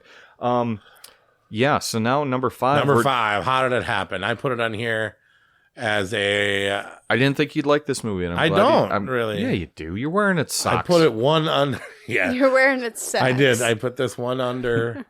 No, I didn't. I put this at number 10, yeah. Yeah, and this is pretty high. Annabelle 2 Creation, Annabelle the prequel to Annabelle, and then the one before Annabelle Comes Home. Mm-hmm. Who gives a shit about the original Annabelle? Who gives a shit about the Annabelle Coming Home? So this was your number 10. But Annabelle Creation, go back in time, Annabelle versus the Wrath of Becky. Did you notice that that's Becky from Wrath of Becky and Becky? Lulu Wilson is her name. Yeah. Annabelle Creation. First Annabelle movie sucks, man. It's so boring. It's so generic. It doesn't suck, but I mean, it's very... I surprisingly got through it without getting angry, but... I don't get angry when I watch it, but if you are familiar with the Conjuring universe and stuff like that... It's like a lazy installment for money. It's such a product. That is a perfect name to say it, is a lazy installment. Into the franchise. But then you come out with the second film, which is actually a prequel. Mm-hmm. Goes way back in time. Goes back into probably the 50s, huh? Orphan girls everywhere. Mm-hmm. You know me. And love me some orphan girls, especially ones that are handicapped. This is such a I strange like fetish. sad movies. You All of know a what sudden, I mean? I'm not I the like- weird one for taking a doll out in the woods for 3 weeks. Yeah. Nobody said that. Okay. Well, not as weird though. They know that I'm joking. Okay. Yeah, and they know that I'm not. But Annabelle Creation is a prequel to Annabelle, where it's an interesting setup. You figure out how Annabelle gets created, but it's by a weird girl thing. getting hit by a truck. Yeah, pretty much. And Toy Maker is Not as good as Pet Cemetery, but in the conversation. close. In the It's pretty conversation.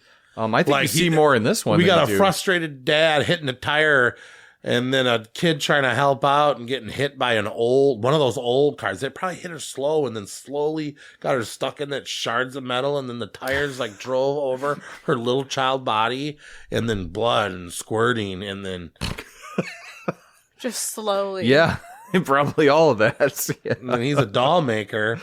So Yeah. you call, so her name's Annabelle. Well, you right? guys know the original Annabelle story.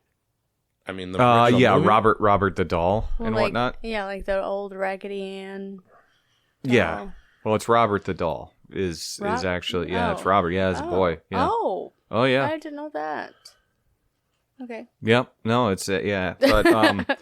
But anyway, so 12 years after the tragic death of this young girl, this guy who is a doll maker, a pretty famous doll maker, and his wife welcome a bunch of Orphans. It's a weird A setup. nun and a bunch of orphans because they don't have a good orphanage, and he's got a Yeah. big house, and he used to make dolls, but now he finds pleasure in nothing because the wife's face is ugly. Yes. So he wants to bring in a nun and some fresh meat because he doesn't have a daughter and he's got an ugly wife. Well, yeah, because his daughter was killed. So She don't come out of the room because she's so ugly. yeah. She wears a Phantom of the Opera mask. Mm-hmm. Yeah. But this one really ramps up the tension and good character work. Yeah. Like the doll maker father is really good. And the yes. finger scene. Oh my god, that was. You got Lulu Wilson, who is always great Yeah. in these movies. Who would have thought she'd grow up to be Becky and badass? Yeah, no shit. You got a lot of other, like a lot of the orphan girls are kind of nice. They seem very positive, including the one that's got braces on her legs, like, Forrest Gump or whatever. She did a good job too. She did. David S. Sandberg directs this, who made Lights Out and you like things that like movie. that. I think it's all right. And then Gary Dauberman, who has been writing a lot of movies for this. He also did the screenplay for It. Yeah. So I mean, he's got some horror chops. He also has the Nun movies under his belt, as well as, Annabelle Comes Home too. So he also did the sequel to this movie as well. But yeah, I mean, we got an old doll. You jumped the gun. You told the later story. You got to tell where it comes from. I don't know. The doll's not even really alive. It's just a demon. The doll's not alive. It's resting inside of this doll, Right. Or luring the pain of that child at the brace. And yep. it's a little spooky. Like I said, I don't like Conjuring universe films at all. Oh, see, I And do. this is probably the better ones, just because it kind of feels like we went way back and just told our own story finally. Yeah. And we had a creepy doll. We had a really good cast. Mm-hmm. And I don't like old movies either. I don't like movies that take place in this Time period. frame. Yeah. And I also don't really like nuns. And there's a nun in this. Not an evil one, a normal one. Yeah. It's like a nun light. Yeah. And I don't know. It was all right, man. No, it was good. There's some good tension. There's some good scares. The setups are just well done in this movie, and maybe that's what makes it different from a lot of the other movies. But And then the whole locked in a closet thing, and then locking the girl in there too. And hey, yeah. Ray liked this movie too. Oh, did she? Yeah.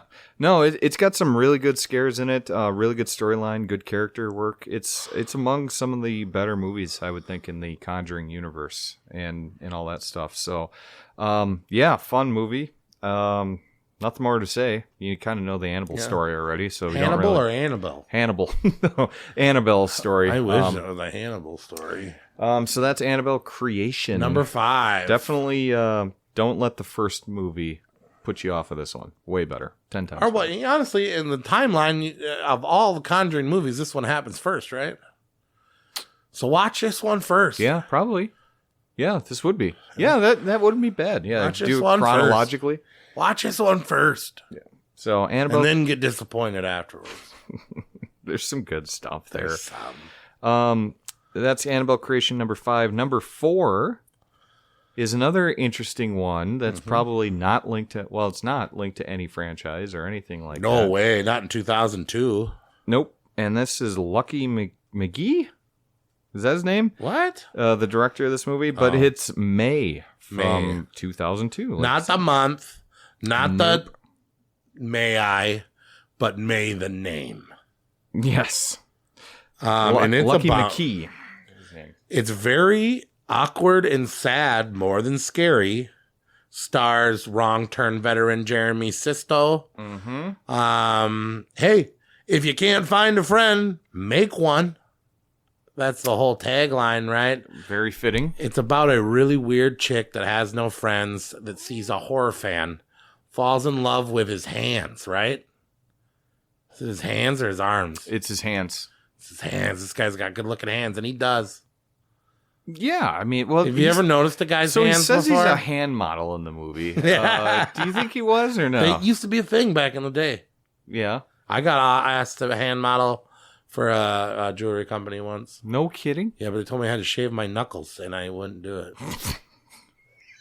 Why not? Because fuck the man. The pay is not very good for hand modeling. If you want to get paid, you got to slide your hand down. Oh, yeah. To get paid good for hand modeling. Been there. You know? Squish the banana, if you know what I mean. I don't know what you mean. Super dated. This is a 2000s horror film, okay? Yeah. Every movie in 2002 was kind of like this. It was. They were personal studies about people finding themselves. Everything was coming of age. Everything was like awkwardly romantic and a little slimy and a little grungy. Yep. This is indie horror for sure. Yeah. Yep. Arguably the least action by an actual doll. So the metaphor is her mother, who never loved her and didn't treat her bad, and she's got weird eyes. What's her name? Abigail something, the actor. Great. Angela Bettis. Angela Bettis. Abigail. Plays May. She does crazy. And I grew up, I was about 17 years old when this movie came out. And I knew a lot of girls like this, shy. And it feels real. It feels very real, scenario-ish. Jeremy Sisto encapsulates how men were in that time frame of the world. He's not necessarily a bad guy in this. I wouldn't call him like sleazy or anything like that. Well, I was saying before, he likes it weird. He really likes it weird. Yeah. But not that weird. Okay? But getting back to Angela Bettis, though, it feels real because her performance is no fucking nominations awesome, for dude. her or anything. Yeah, she is great. This movie is actually kind of virtually unknown. When you find somebody to talk about it, you're like, oh yeah, I didn't think anybody else saw that fucking movie. Like this and Teeth came out like the same year. I remember both of them being very underlooked. Hey, actually, dude, it's kind of hot in here. Is it cool if I take off my shirt? I was like, wait, what are you talking about? But yeah, is it cool? another line. line. Take my shirt off? Yeah, it's cool. Do you have any ice cubes I can maybe put on my nipples? My nipples. That guy was awesome. You guys think it's hot in here? God, it's fucking hot in here. Put ice cubes on your nipples. Isn't it hot in here? Do you got some ice cubes I can put on my nipples? Yeah, that's fucking awesome. I stab you in the head with a pair of scissors. but and his hair in this movie? Crazy. But yeah, no, this is a... What did she steal from him? He had really good shoulders? Nipples? I don't... Was it his nipples? No, it wasn't his nipples. Oh, his hair. No. No, I can't remember what she took from him. But he was the dude from Doom Generation. He's in so many movies. Yeah. I can't even think of the other movies he's in. But he had the gel. Yeah, his name's James Duvall. So. The gel locks. He was in, was he in SLC Punk too, I think? Maybe? He don't know, but he was in Donnie Darko. Yeah. Oh, yeah. Such a weird character. And then he steals the one girl's legs. Anna Faris is in this movie before she was big time famous. And she is May's girlfriend who isn't ready for commitment. And what did she steal from Anna Faris? Her fucking big ass mouth, I suppose. It's not her mouth. I think it was her like neck and it was her neck. It was her neck. It was her neck. Yeah. But yeah, so it's a movie about a girl who can't make friends, that can't get a boyfriend, and is just wretchedly awful. And her awful mom gives her a doll and says, you can never take this out of the case. So basically, this is your best friend and you can never touch it. And that's the story of her life. And she gets to a point where she actually volunteers at a blind kid's school. And I don't even want to say it's going to be an award later. So I'm not going to talk about the awards. But and then eventually she collects all these parts from these people, makes a doll, lays in bed next to them, and she finally gets someone laid. that she can have a relationship with. She pretty finally much gets laid. I didn't read that into it at the end, but yeah, okay. She got laid. I mean, she's trying to get laid the whole movie, but yeah, I mean, it's a great character study. It's a lot different from any other movies that we have on the list tonight because it is very character driven. It's a fun watch. Like, I think it's kind of no. Well, see, like every time I'm like, oh yeah, I remember that movie being good, but I don't want to watch it. But once you start it, you get sucked into this movie, man. You get totally sucked into it. For her being so fucking awkward, you can't like stop watching it. Well, and the weird you're thing rooting is for when her. she actually goes crazy and starts killing people, she almost becomes normal. She does become normal, which is so interesting because she was so awkward before, she couldn't relate to people, and now then when she's about to kill you, she's like perfectly fine, can talk to you, verbalize, you know, confidence, verbalize everything. Yeah, total confidence. It's such a great role from her, and this movie is subtle, but it's still scary. Basically, it's a slower burn though. 2002. If you're having a hard time talking to friends, start killing people, and you'll really find your place. Yeah, it all comes together. Just make sure you have all the parts you need for the doll. Okay, and you'll know what I mean by that at the end of this movie. But yeah, so that is May in our number 4 spot right now, and our number 3 spot is one that we've already talked Reference about. 1978 episode, just a couple episodes back. Yep. Anthony Hopkins, How Could You Go Wrong? Ventriloquist Dummy, which is another one we didn't count as Goosebumps, because Slappy is a very iconic horror doll. But I guess we overlooked that one because I would say there's enough Slappy in that. Independence Day immediately. Slappy's cool, but this is Magic. Magic is number 3. Independence Day is James Duval. I was going to say that. He was in Independence Day. Sure. Like, sorry. Was there a doll in Independence Day? No, well, I guess Duval that alien was inside the bigger. Yeah, okay. No, Goosebumps I was thinking of. There is a lot of doll stuff in Goosebumps. In fact, he's the main bad guy in that one. Yeah, big time. I almost wore the Slappy shirt today. Shit, man. I guess we kind of overlooked that. But well, it wouldn't have made it. I mean, just because Jack Black's in it doesn't mean it's a good movie. It's a fun movie, but no, we're talking about Magic. Look, we've already talked about it in detail in 1978. Reference back to the episode, and we can talk a lot about that. Yeah, it's a movie about a comic who goes crazy, and he has a ventriloquist dummy, and he ends up killing people because he's so crazy, and he has such a weird connection with his ventriloquist dummy. It's amazing. It's from the 70s. It's creepy. It's subtle. If you didn't watch it after our last recommendation, fucking get it in. Yep. And just you kind of buried the lead here. The comic is Anthony Hopkins. I said that. Did you? The first thing I said was Anthony Hopkins. Oh, well, fuck. But hey, you're right. If you guys didn't know that, it's Anthony Hopkins. Hannibal Lecter. It's Hannibal Lecter, but he delivers yet another great performance earlier on in his career. Yeah, so it's Magic's great. Magic is awesome, and another slow burn, so that's kind of like a 1-2 punch with May and Magic. I think that'd be a good double feature. Boom, boom. Yeah. It would be. It would be fun. Yeah. Just make sure Magic's first. Oh yeah, I would say so. Okay, so moving on from Magic at number 3 to our number 2, which is Child's Play 2, the sequel. Scissors and the Jack in the Box. Yep. Did we cover this one already? Never. We've never covered this one? Never. Oh, shit. So we've done 3? Just 3, right? No, yeah. The only thing we covered was Bride of Chucky. Okay. And Child's Play 3, yeah. Okay. Child's Play 3 last week. Wow. Let me tell you this right now. Growing up, was actually my favorite Child's Play film. Most of my life, the majority of my life, this is my favorite Child's Play movie. As a child, I like the second one better than the first one. First one's great. Now, as I grow older and I grow mature, and I like my death serious. Yeah. Child's Play 2 is my number 2. I just gave it away. Whoops. Child's Play 2, second best style horror movie ever. Movie is shot from a kid's perspective. Yep. Andy returns. Yep. So, what's his name? Alex Vincent comes back. 2 years after the first movie. The end scene in the Good Guy Factory, fucking awesome. Yeah. The maze of good guy dolls. Yep. The, we got a depressed Andy, understandably. The cops from the first movie lied and said that there was no doll because they knew nobody believed them. They took his mom, they threw her in the loony bin. They sent him off to get adopted, to hang out with Kyle, a cigarette smoking blonde chick. She's cool though. We got the guy from fucking Chopping Mall, security guard, and then we got the chick from American Werewolf in London, Jenny Agutter, adopting Yep. Andy Barkley.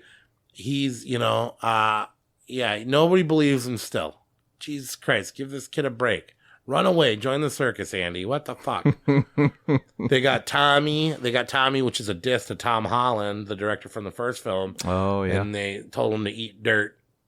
Oh, interesting. Hey, Nate.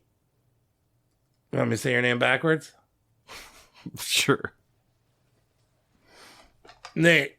Oh my god. Oh, gotta do that one. You remember that? I You do. remember that I one? do remember that. Yeah. Yeah. He just did a bit where. Anyway, you'll In know the it movie, if you see the movie. he's hanging out with Kyle, smoking cigarettes, doing laundry, and Remember, we're podcasting tonight with the life-size Chucky here. oh yeah, and then Chucky turned around backwards, said the name backwards. Mm-hmm. Did you guys get it? No. Yeah. I got it. Trust He me. got it. At least he got it. I love that this takes place in a school. I love that he rode on the bottom of the thing. I love the ruler scene, killing the fucking teacher. Yeah. That was awesome. She's a fucking Franklin candidate. I love the car scenes. He kills a lot of people in cars. He's got the squirt gun scene where he puts the gun up to the dude's head. Is this the one and where he he goes says bang? No. And then he puts the bag over his head and he becomes the Hillside Strangler again. Yep. This is the one where the dude slips on the fucking marbles. Mm-hmm. This is the one where he kind of says a one-liner after every death. He does. Yep. Or he just laughs. The laugh got good. The face got better. But he's pretty mean in this one. Yeah, the animatronics are actually much better with him this time around. Yeah, they only used the dwarf guy, I think 1 or 2 times. Yeah. In this movie, as they used him a lot more in the first one. But what a cool movie! And they got that eyeball part where you never forget as a kid when they're in the doll assembly line and the guy goes in there and he gets hit in the nuts or whatever. And then the eyeballs they put the doll eyeballs in the fucking workers' eyeballs. Yeah. Yeah, I like he that looks kill. like That's a great kill. It looks like Roger Rabbit character. Yeah, but it's fun. This is the one that gives us one of my favorite lines in the entire franchise where he's like, "Park that piece of shit." Right? When he's in the car. Yeah. Park this piece of shit. Yeah, he's got a lot of really good lines He is there. super fucking funny, but he's also really mean in this one. For some reason, too. I always really, when he kills Tommy and he fucks up Tommy's face and he buries him under the swing, he says, "Eat dirt." Yeah. No, this is a great one. And then how I always think about that when I'm on swings now, when I'm like dragging my feet. I'm like, what could be buried underneath here? A person. Fucking doll. But no, it's a solid sequel to the first one. And then actually. the hook part on the fucking stairs. Mm-hmm. When he fucking hooks them. Dude, walk down the stairs with like a... That's scary shit, man. Yeah, it is. Yeah, like I said, Chucky is nastier in this one than he was in the first one. Do another Chucky impression. Fuck, give me a line. What do I got? Well, if I say it, then I gotta say it in my Italian Chucky thing. No, that's all I've got is that park this Park this piece of shit. But it's just so funny because he's in the back seat. Oh my god. Okay, well, get one from the first movie. There's some in the first movie that we'll do. Yeah, there is. But yeah, so Child's Play 2, it's pretty much more of the same from the first one, but it's a solid sequel. Andy, the whole Andy element, Alex Vincent's a lot pretty brighter great. Colors. They're progressing into making him funnier again. Alex Vincent's fun in this one because he's so desperately trying to make everyone believe him, so you kind of got that story angle. But yeah, Chucky's leaner, meaner. He's a good child actor, man. He was 8 in this one. Yeah. So he's great in it, and it's more of what you love from the first film. And we gave it away. Might as well go right to it. Number 1, Child's Play 1. Yeah. Best doll horror movie ever made. Charles Lee Rightfully Ray so. Sneaks into his body. He's running from the fucking vampire from Fright Night. Mm-hmm. He breaks into a toy store. What's the guy's name? Vincent Van Pelt? No, not Vivian. Who's the guy that left him? His getaway driver? Oh, yeah, okay. Fucking, I gotta watch the TV and find out what happened to Eddie Caputo? Eddie Caputo. Yeah. Eddie Caputo leaves him. Don't you fucking leave me! And he's like, no! And he fucking breaks into the thing. He goes in there. He's shot. He's dying. He's got the heart of Damballa. Yeah. He transfers his soul into a doll. The fucking vampire from Fright Night's a cop now. And we don't know if it works at first. Fucking hot mom working at the fucking Macy's goes in the alley, buys a doll from the creepiest gross mouse motherfucker she coulda, brings home Chucky, gives it to the kid, goes back to work on his fucking birthday. The chick from Grease babysits, gets thrown out a fucking window. The cop from Fright Night comes, thinks it's Andy. Andy finds out Chucky's got flour on his feet, tries to tell him. They tell him to shut the fuck up. Mm-hmm. Yeah. Yeah. There's and some then, really great reveals. He makes Andy go see the voodoo guy. What's his name? Oh, fuck. I don't know. Who's Vivian Van Pelt? That's not in this movie. That is... That's Chucky, Brian Chucky. The one I got off of Vivian Van Pelt. Oh, that's his former lover. Yeah, she's... Yeah. The Ring. That's his former... That's the one I stole the dead body off of Vivian Van Pelt. Yeah, he's kind of Italian-ish. Yeah, he is now. I'll never be able to unhear it. He's Italian-ish. And then, what about the scene?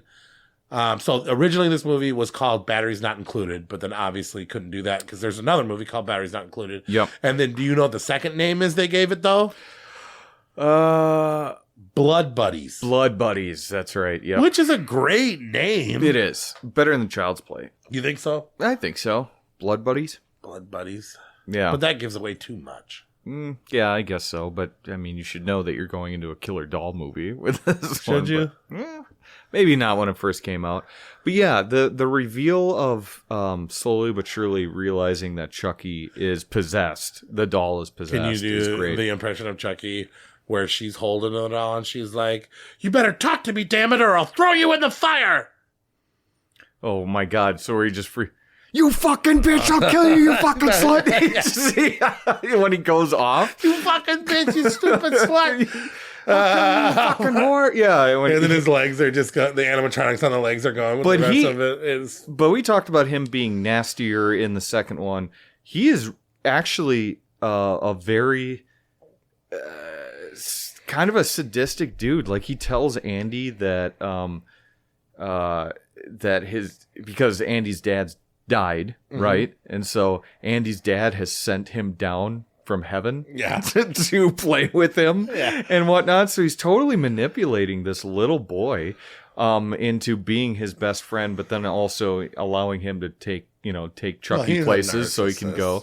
Yeah, like he's crazy. But he's super mean, and when he comes alive though. Oh, that face on him? Yeah, he's fucking mean. And then I'm sorry, but burnt up he's Chucky pretty at the relentless, end, yeah. Like awesome. When he's freaking out when he's in the fireplace and she starts it on fire. And then just everybody gets the opportunity. The first time everybody sees Chucky. Mm-hmm. They don't do that as good in the new movies as they do now, where people are like, what the fuck? No. And there's some good practical effects in this. Yes, it's 1988. So it's still older to be doing this. You get some animatronics on Chucky. He is a little stiffer just because this is the first time they're really doing that. But they have some great practical effects. The time where she realizes that there's no batteries in Chucky, and then his head turns around and says, "Hi, I'm Chucky. Want to play?" And she drops him, and he rolls underneath. Yeah. So they built a whole slanted set. Oh yeah. For her to drop that doll, so it rolled perfectly underneath that. They also got a little person, which you can kind of tell. Yeah. He was in the same guy they had in number 2. They used in number 1. There was also a scene where in a hallway where they used Alex Vincent's little sister to play Chucky. Really? Oh, no shit. So it's like an actual human, like a kid. Child. Yeah. So is that in comparison to Alex Vincent? I don't know. I can't remember the scenes, I guess, but no. I mean, there's a lot of good practical effects that totally work in this, to where you buy that Chucky's alive, and he's not like really someone you want to fuck around with. Like he's very because he still looks like a toy. Well, and he's a psychopath, and then he's not. Yeah, he's a total psychopath. He's got a few different looks in the first movie. He's got turning human Chucky. He's bleeding. Oh, that's the one I should have did from number 2 when they get pulled over. Oh, yeah. What was the line there? He's like, hey, that's one of those good guy dolls. And he's like, hi, I'm Chucky. And he's bleeding. He goes, oh, it's bleeding. Well, you've heard about dolls that pee? This one bleeds. Yeah. But with the sarcasm he says, because he doesn't do his good guy voice voice, he just is like, I'm Chucky. Well, and I'm going to go kill this fucking kid. And we've said it time and time again, Brad Dourif is fucking awesome in this role. And I'm so happy he's still doing it, too, because he's such a good actor. Well, now we got his daughter leading the helm. Fiona Dourif, yep. So, and she's actually doing great too. Mm-hmm. And then the mom, Catherine Hicks. Yep. She married the guy that runs the puppet at this movie. Oh, is it Chuck Yeager or whatever his name is? Yeah. So she was literally there for the filming of the second movie the entire time. But not as an actor. She was just visiting her husband. I didn't know that. They got married in between Chucky 1 and Chucky 2. Well, and then you got the cop role in this one, played by Chris Sarandon of Fright Night fame and other things. I guess. And then he had a gay character, and they made him take it out. Oh, yeah, because it wasn't... And he actually had Charles Lee Ray in a gay scene, and they wouldn't let him do that because it was 1988. Yeah, and Don Mancini famously... I guess not famously, but he is definitely a gay screenwriter and director and things like that. The whole franchise, actually. And he butted heads a lot with Tom Holland on the filming of this. Yeah. Well, and I think he quit the last day of filming. He was like, fuck you, I don't want anything to do with it. And that's how the screenwriter got to help with the editing. And I guess there was... A lot of people complain there's not enough Chucky in the first movie. Do you know they cut out 23 minutes of Chucky? Really? I think it works well, though. I don't think you get oversaturated with Tom Chucky. Holland wanted more Chucky. He wanted to be more like Chucky 2. Oh, okay. But they were like, no. I guess, when Barkley got the doll and they were, laying in bed, he was winking and moving and doing all kinds of more stuff. But they cut that out and, left it as a still doll. I think that's really smart to do because... they were saying we're going to do it more like Jaws. Yes, and that's smart to do. Then we're going to do it where you see the fucker everywhere. And it pays off in this film because you don't get oversaturated with Chucky to where he's actually pretty scary in this one. Yeah. He's very scary. But for the same reason in Child's Play 2, why I like that one is because you know Chucky, you know what he's about now, and you want to see more of him, and you get more of him in 2. Yeah. And he's fun, So, but yeah, that's, you got Chris Sarandon, though, great role as well. You talking about the vampire from Fright Night? Vampire from Fright Night as the cop. Just a solid 80s movie all around, I think, anyway. And definitely... that guy, the vampire from Fright Night, also is the voice of Jack Skellington, isn't he? Yes. His talking voice, yeah. Someone else does the singing. Oh, so I remember, and I don't know if this is true at all, but I remember hearing something about how they actually wanted to make Chucky a real doll for children, just in general. really? Like a nice good guy doll or a Wow. Chucky doll? Yeah, like this was Good guy actually like doll, a plan that was put in place for marketing, just for children in general. And then they decided, no, let's just scratch everything and just make this a horror movie instead. Oh, Is that wow. true? I don't know. I've never heard that. Because but- I've always heard that, and I've never. There's a lot of documentaries out there. There's I that didn't new know. one on Chucky that's like Living with Chucky. That's I like was Mancini's daughter. just gonna say Yeah. that. Yep, bet you they would there's tell some us, good right? stuff out there too, where watched that Chuckleheads, Chucky heads or whatever. Chuckleheads. Chuckleheads. I hate that. You're a they'll love it. chucklehead. So Not you though. You hate dolls. yeah, but this movie's stupid. It sucks, and that's our number one at Child's Play. So All right, recap. Puppet Master 15, the reboot. the Littlest Reich from 2019. Number 9, Trilogy of Terror. Number 8, Child's Play 2019 remake. Number 7, Dolls by Stuart Gordon. Number 6, Bride of Chucky. Number 5, Annabelle Creation. Number 4, May. Number 3, Magic. Number 2, Child's Play 2. Number 1, Child's Play 1.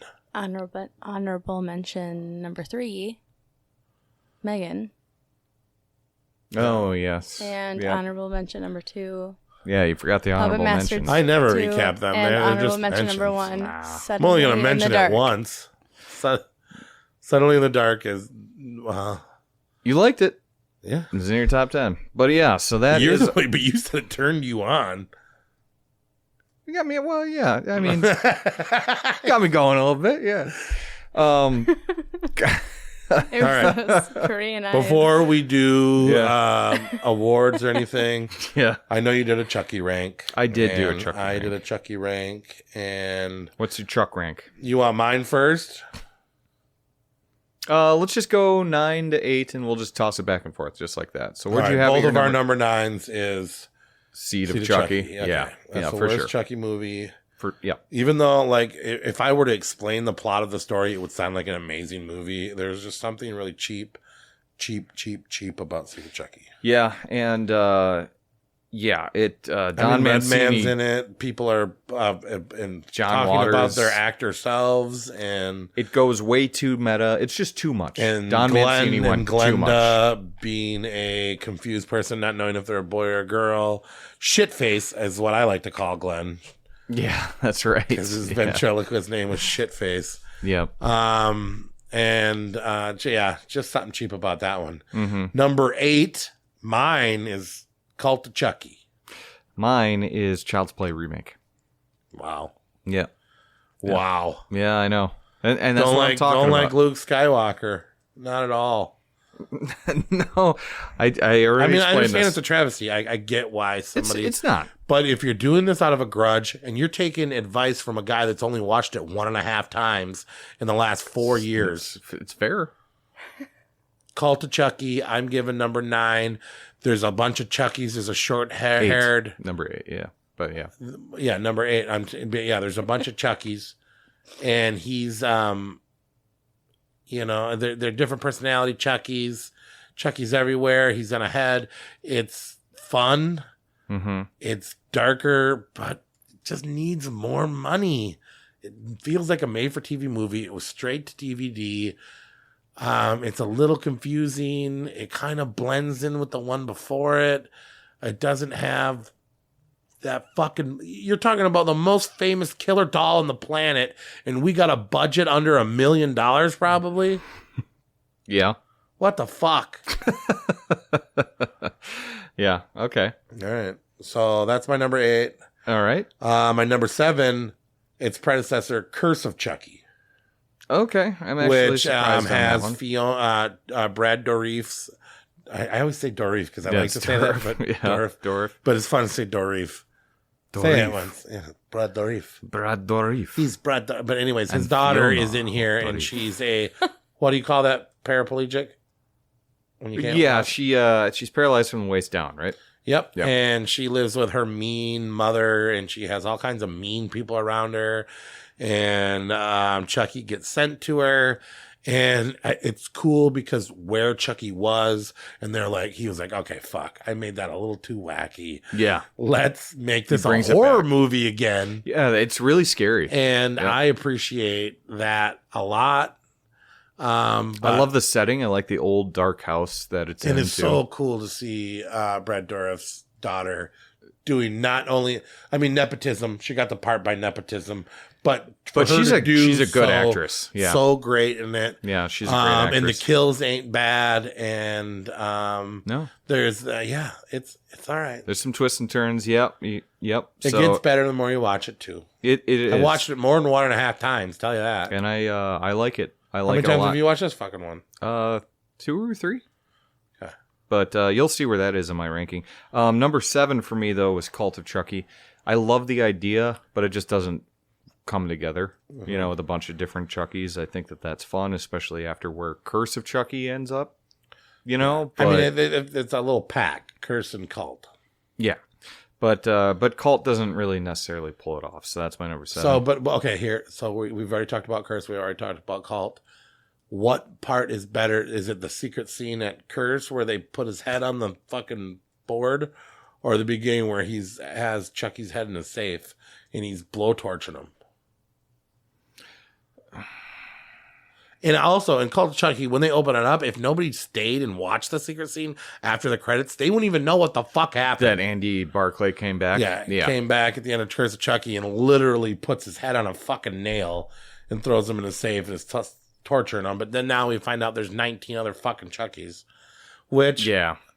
If I wasn't so burnt out by superhero movies and multiverse, that would be all right. I like the idea, especially after the blood thing that happened in 3. Well, and the other thing I don't like about Cult is the asylum's a cool thing. Yeah. But did you have to make everything glowing white behind everything? Yeah, it almost gives you a headache. It just doesn't pull it off. But that's my number 7, Cult of Chucky. Number 6, it's got the same one, I bet you. You think so? I don't think so. Chucky series for me. Oh no, Child's Play 3. You asshole. Oh no. You think the Chucky series is better than Child's Play 3? By process of you deduced that. I did figure that out. Yeah, you did. That's me and my algorithms and my math. Some good detective work. Yeah, well, it's not touching this for me. Well, I got Chucky series because Chucky series is cool. There's a lot of great kills. I do prefer my Chucky in movies. I do like to be able to see my Chucky kills in about 2 hours. Yep. This one you got to watch every week to get about the same amount of kills that you get in a movie. Yep. And then, not that I don't like the teenagers, but I don't like teenagers in general, especially ones that don't die. Yeah, I don't mind the characters. I do like them. They're okay. The arc of that really mean girl that moves in, that becomes the best friend to the boys, and the kid likes horror crime and all that other stuff. There's some high points. There's some low points. When Chucky dressed up like Hello Kitty and went trick-or-treating. I love that. Fucking great. Priceless. Yes. Loved it. Yeah, that was hilarious. But then, now we're at the point where we're in the White House and Devon Sawa's died 20 times. Yeah, well. And I like Devon Sawa. It's just, God, can I get a little bit of control? Can I get a little bit of stability here? But I love the series for that reason, because it's Don Mancini just taking the characters they loves and just saying, how far can I take it? The fact that they're in the main White boy House character in season 3 with fucking Chucky. Well, how did you ever get this franchise there? And I love it. 1. I'm here for it. The main kid is collects doll parts and makes things. Yeah. I think that character is Don Mancini as a teenager. I think when he was creating Chucky, and he wrote himself into this. Yeah, and he really did. And that's great. I liked all the characters. I like the deaths. The money actually seems like it's a little bit up. Yeah, Sci-fi it keeps going up and up. A little bit more. It's getting better. Yep. But yeah, that was my number. You're getting all the series regulars back into this one, though. I mean, Tiffany Valentine, Fiona Dourif.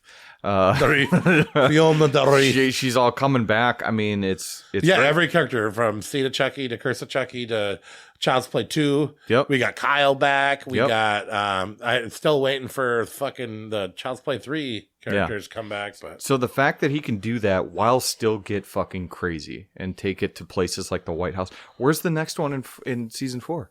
It's space? the MCU? It's got to be. He's in Marvel now. Yeah, but worth mentioning, the series Chucky is fun. and Ready Player One. Yeah, that's right. Going to the Shining movie. That and Freddy too. Freddy was in there as well. Freddy was in there? Yep. Oh, yeah. So that's your number 6? That's my number 6. And okay, your yeah, number I put- 6 is Child's Play 3. Yes, and I'm an asshole. I get it. It was rushed. It was a rushed film, but it's the original canon. I still first like it. three I just like original these trilogy. other ones more. So, All right. Well, what's better than Child's Play 3 then for you? at my number 5, it's Curse of Chucky. Oh, see, mine's Bride of Chucky. Oh, okay. All right. Yeah. Curse of Chucky. Why do you like it so much? Because it does take it back to basics and tries to make Chucky scary again, and I think that it does. And I like Fiona Dourif for all the reasons that we did. I love the setting of it. I like the characters, and Chucky's back to being scary again. You know, it's great. It's great to see that When she's peeling off his face, and then she's like, "What the fuck? What the fuck?" And then all of a sudden you see the stitches, and you're like, "No way!" But he still looks different. Yeah. They did take some liberties and make Chucky smaller and more doll-like. Yeah, But- but it's still Yeah. I like that you're able to wrap that in. I was so surprised when I saw that for the first time that I was like, holy shit! I thought they just did away with Bride of Chucky just to get rid of Seed of Chucky, Right. and they didn't. They just kept it going, and Yeah. I think it was really fucking cool that they did that. So It would have been tough. I picked Bride of Chucky, and I have seen Bride of Chucky, I bet you, 50 plus times. I've probably seen it like 20 or I 30. remember I had the Discrambler when I was younger, and that movie played over and over and over again. Yep. And this was my jam, dude. This and Freddy vs. Jason, when they came out, were my fucking movies. Yep. And I might have burnt myself out a little bit on it. I just, Katherine Heigl and all the characters. Yeah. I mean, I was 100%. I'm still down for Jennifer Tilly as Tiffany Valentine.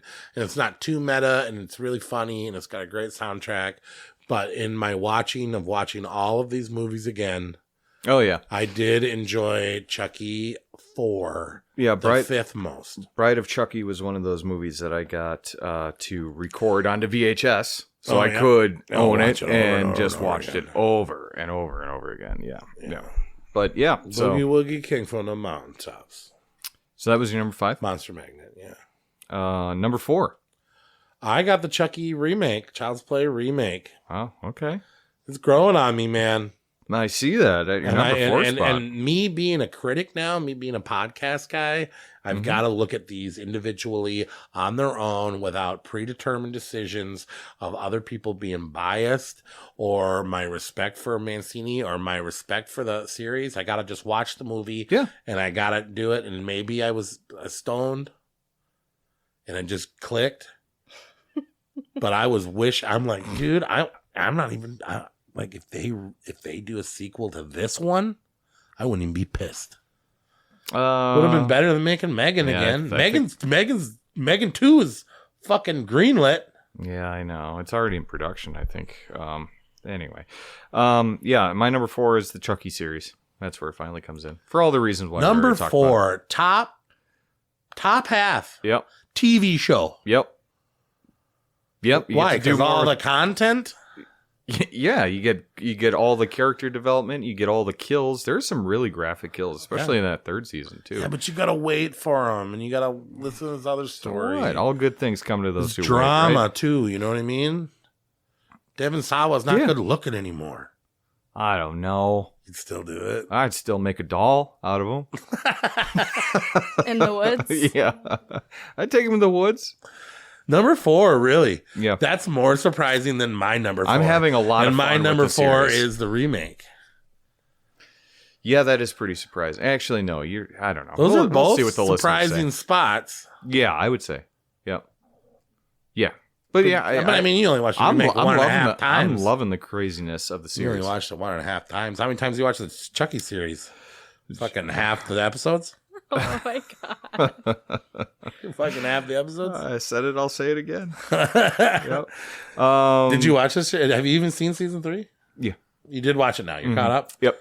That end episode where Mr. Dorif. That's Mr. Dory. Yeah. When is the last episode? Well, it's a mid-season finale. So Christmas, they're going to do the other half of the season. Okay, I didn't hear anything making about you when wait that's 2 coming back. fucking months. No, I know, but fucking stupid. But there is a mid-season finale, and that's where Mr. Okay, Dorif. so it is going to be right around the corner though, after the holidays. Okay, good. Number 3, Child's Play 3. Fucking obvious. Yeah, I guess so. It's good. It's old. It's 80s. It's fucking Child's Play 3. Who gives a fuck? Dude, it's a little... It's actually 90s, I think, but isn't it 90s? 1991. Yeah. Well, still. Yeah. No, that's a good one. But it's fucking 80s, man. You can say Child's Play 3 is an 80s movie.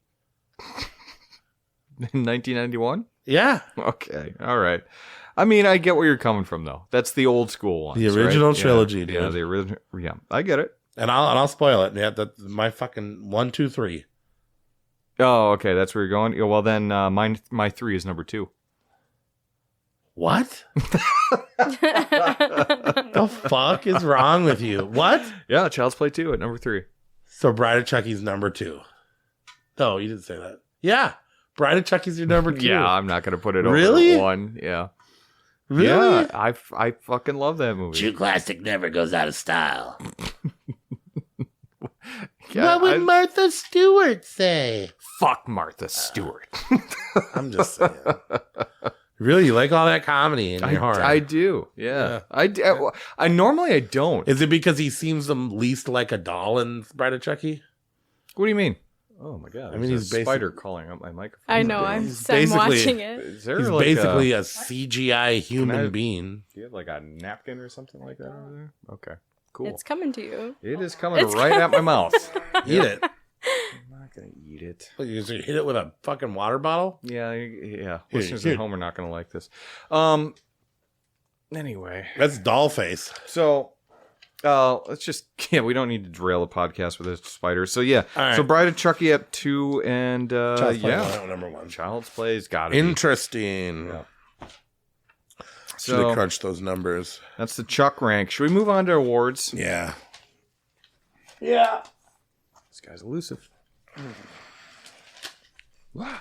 He dropped on me. It's just going to save you from other fucking bugs being in here. Best title, doll horror. Best title. Oh, fuck. What? Blood Buddy. Blood Buddy. You going Child's Play? Child's Play. Blood Buddy might have been better though. Could you imagine Blood Buddy 2? Blood Buddy 3? Bride of Blood Buddy? That would be cool. Seed of Blood Buddy. Oh my god. Yeah, what'd you have for this one? Child's Play. Child's Play? Yeah. Really? Megan with a 3.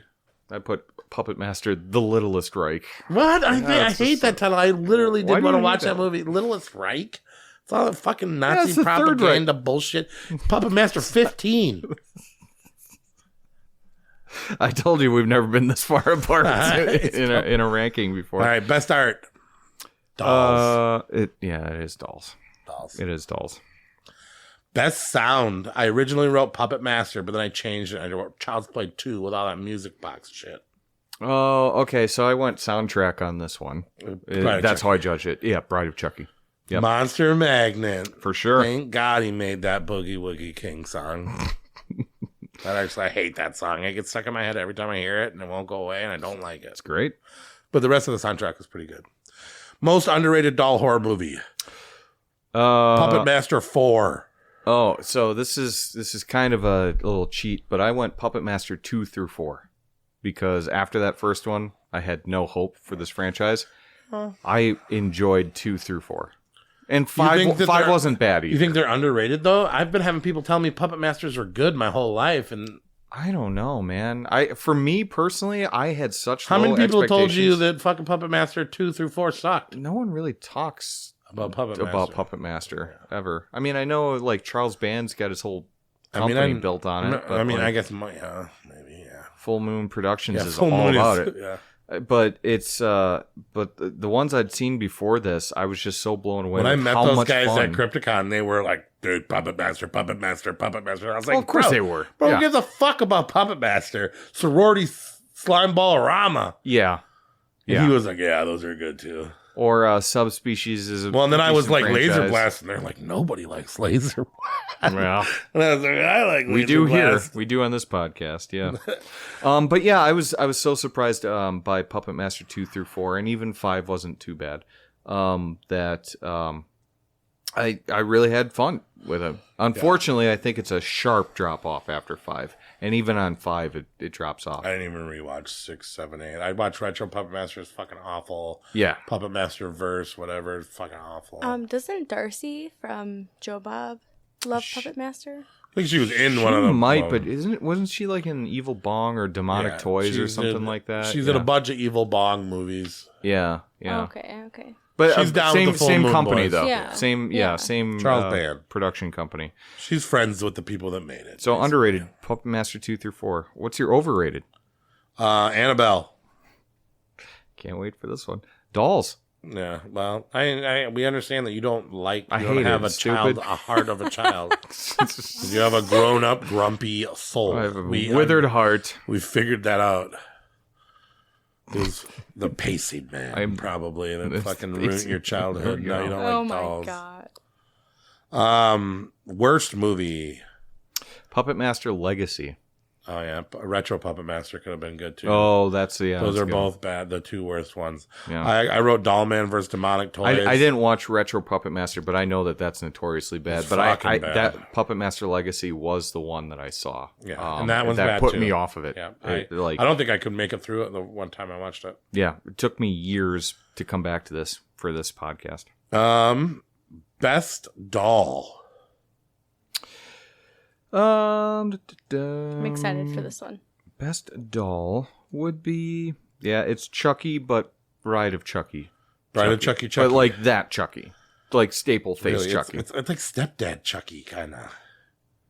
What? Yeah, I don't like. Well, we'll get there. Yeah. I originally wrote down Rapist Baby from Demonic Toys, but then I crossed it out and I wrote the Trilogy of Terror. You know what? I've given Chucky too much love. I'm gonna take it with my second choice and go with Torch. I really like Torch. Doesn't he have the bullet teeth and then the flaming arm? More than Blade? Yeah. And then, Oh, right. I put Rapist Baby from Demonic Toys, Blade, and then Trilogy of Terror.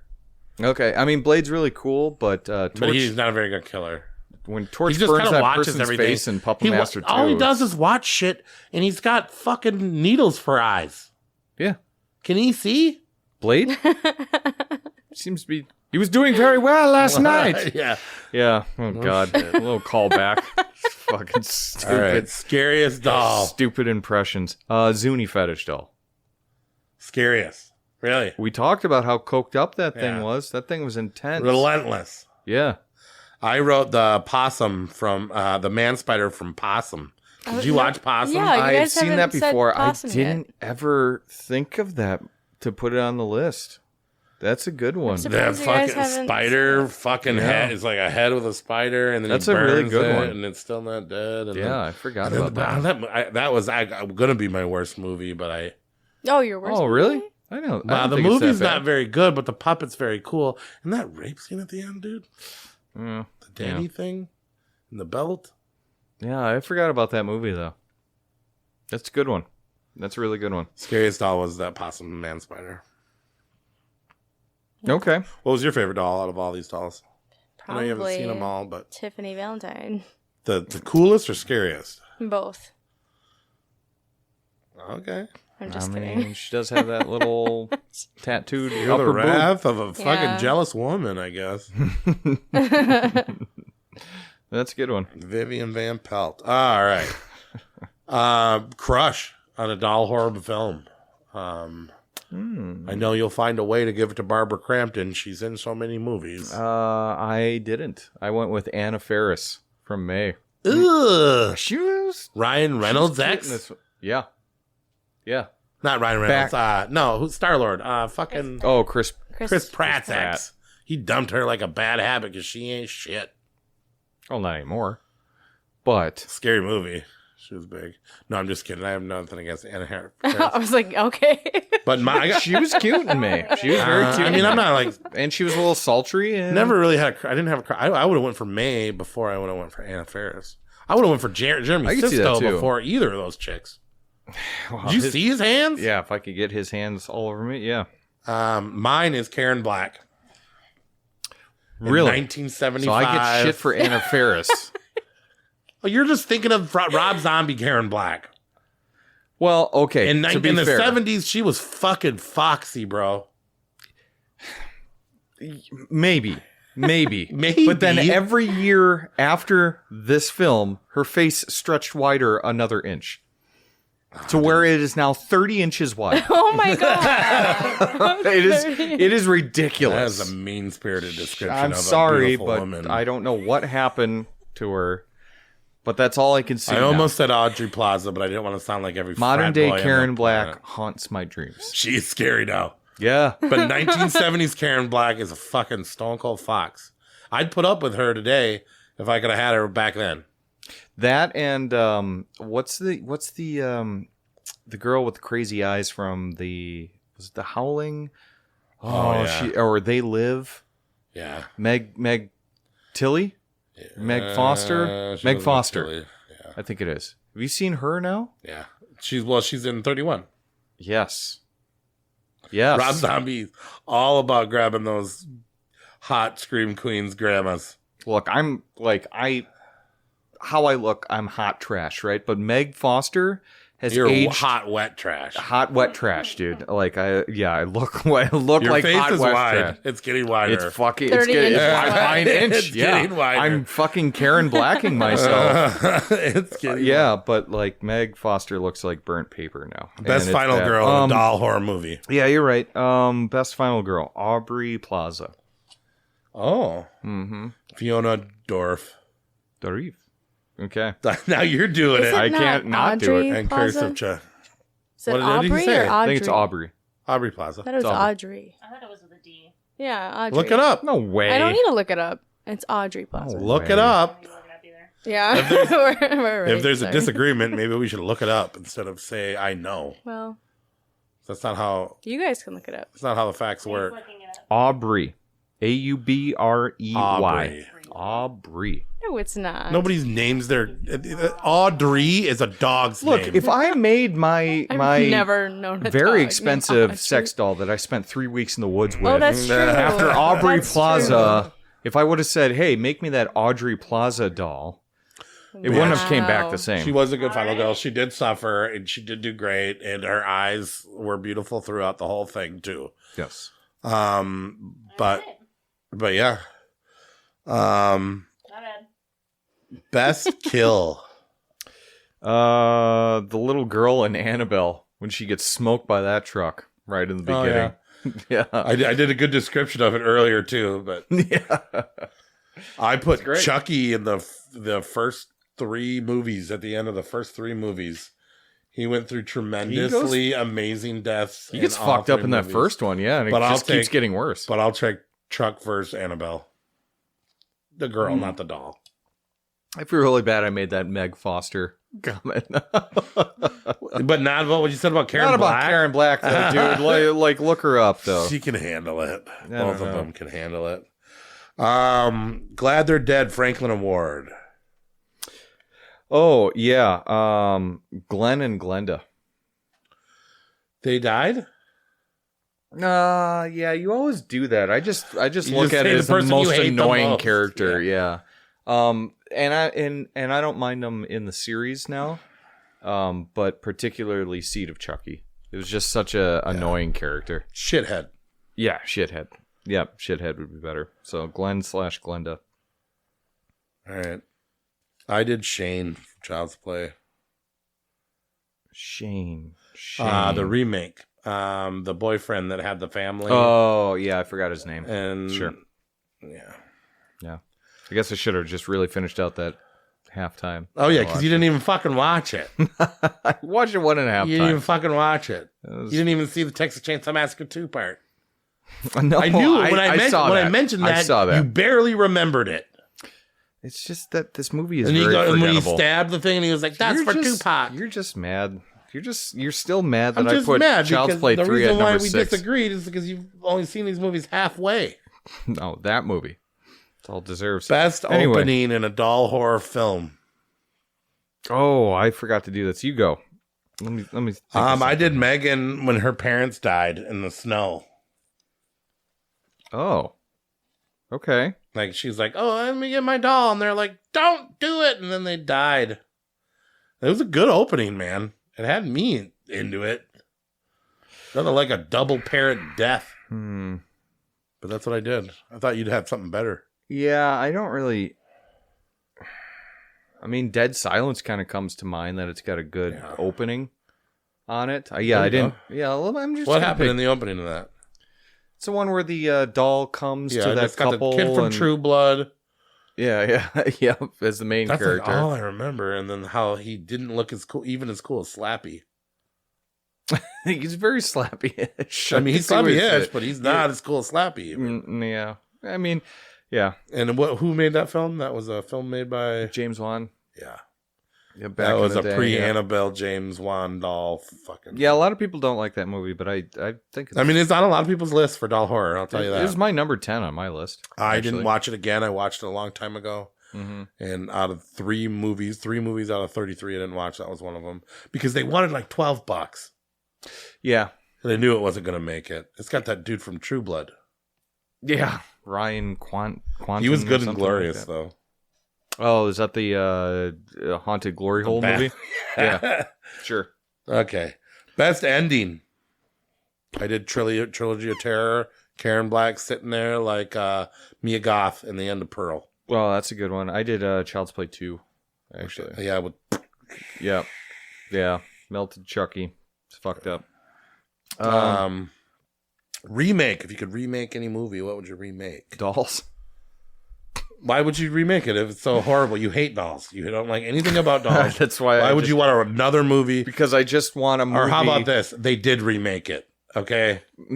He would replace the dolls It's with on his Tubi. dolls. The remake of Dolls. It's fucking garbage. Oh, But somebody remade it. well, then we should remake it again. Double remake. The era is going to come. It's the double remake era. It's going to happen. Oh, The definitely. reboot. It's probably going to happen with Chucky first. Yeah. They're Yeah, going to be no, like, yeah. 2019 didn't do it. I had Trilogy of Terror and take the last story, make it a full length story, tell the backstory. Holy fuck. Make it an hour and a half long. Give Mia Goth Karen Black's part. There you go. Can you imagine that fucking Zuni fetish doll running around for 90 minutes? As long as they don't make it too CGI, or if they were careful with it or something. Look, this for 1975, that doll looked great. Yeah, it did. It really did. I drew a picture of it. Did you see it? Yeah, I did. Yep. Look at that guy. I was trying to remember who that was. Yeah. Yeah, it's Trilogy of Terror. Did you check it out, Victoria? No, I'm just I imagining. mean, you can watch it 20 I'm minutes just on YouTube. imagining- Yeah, I was going to say, when you go home tonight, you should just pull that thing out. Chucky versus Megan featuring Zuni doll. Zuni Doll wins it. I'll pull like a Predator thing. You know what I mean? Oh, yeah. Somebody else wins anyways. Wait, what is it on Tubi? YouTube. Yeah, but you could... Yeah, I'd look I up would at just YouTube. put Zuni Doll Trilogy of Terror, 22 minutes. Someone will probably have cut that out of the movie, so you don't even have to go just find watch it. the short version. Yeah, I think it's only 20 minutes. And it's intense.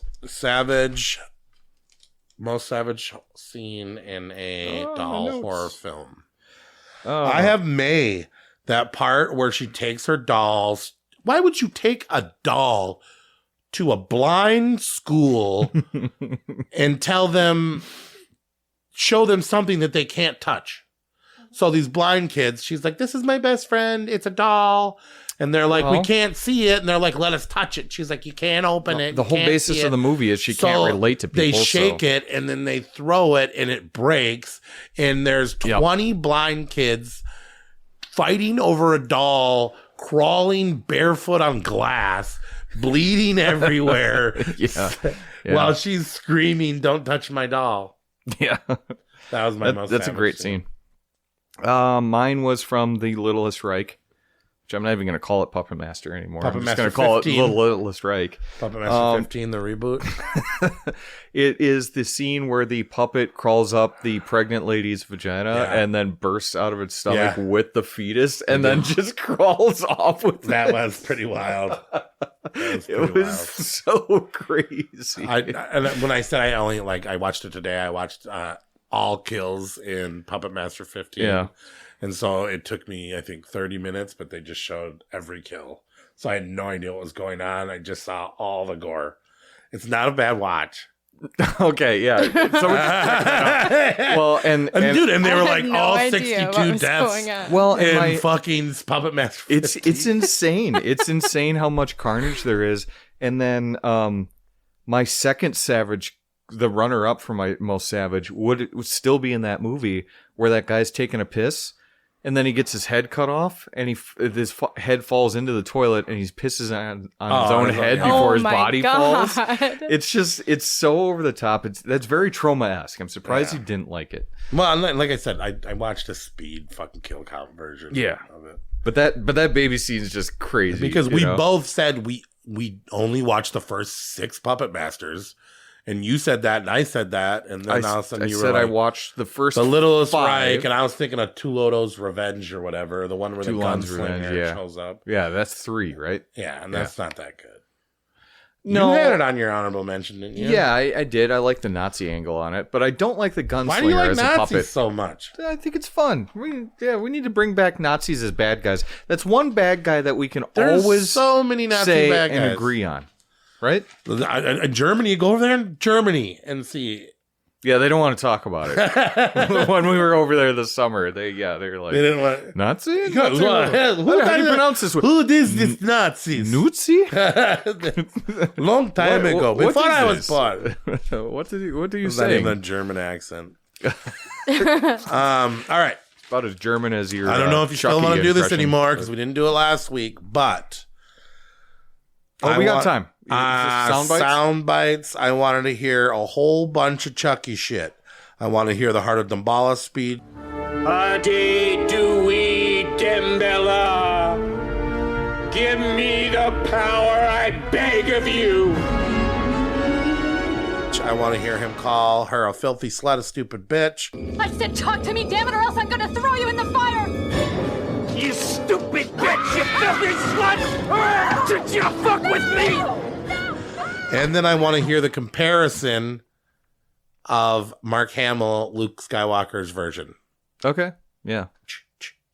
Yeah, that'll be easy. Okay. Do you want to sing the buddy song? No, say this is for Tupac and Stabby, asshole. Come on. But I want You want this to go viral. Are you for real? You are my buddy. That's enough. Time to go, Chucky. You need to transfer your soul into my body. Wrong again, wimp. I got some fresh meat lined up, and I'm not gonna let you spoil it, not this time. Tyler. Yeah. Just think. Chucky's gonna be a bro. Just like the good old days. Nothing like a strangulation to get the circulation going. Don't fuck with the Chuck. I want to hear the gargling of the teeth of Trilogy of Terror monster. Like, Oh, yeah. Okay, the Zuni Doll's voice. Yeah. Zuni Doll's voice. He's fucking insane.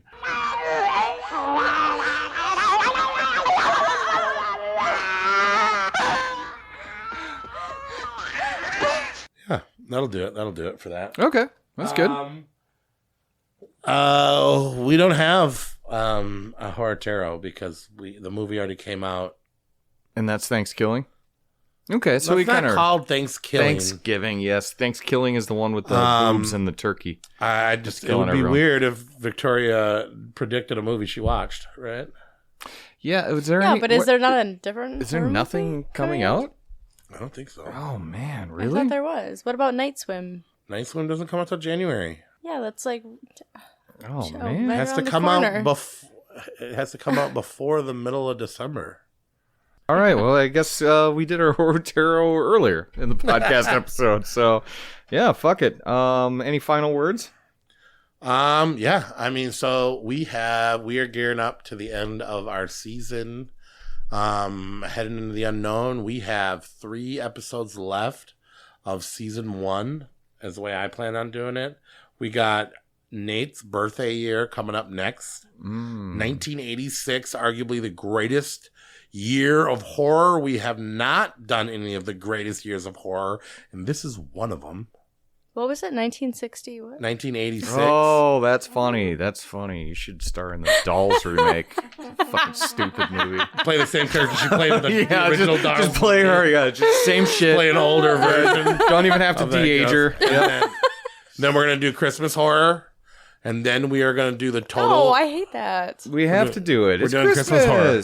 I'm excited for it. Plus, remember one of the first people that ever emailed into this podcast, Jim and Vanessa, asked We're doing some it for him. solid Christmas horror. So we're going to do Christmas horror, and then we are going to do the total creep out episode. Okay. In this episode, we are going to bring the demonic thrust on the table, naked sushi, eating sushi. No, for New Year's, for the last episode, for the finale. You just way to his egg roll? We're going to eat sushi off of the demonic thrust. No. We're going to invite Jacoby and Anthony, and they both agreed to come. You were drunk when we talked about this. Nate's like, I'm realizing. Yeah, I guess so. And we are going to cover 2023. That sounds like madness. Mm-hmm. Well, fuck it.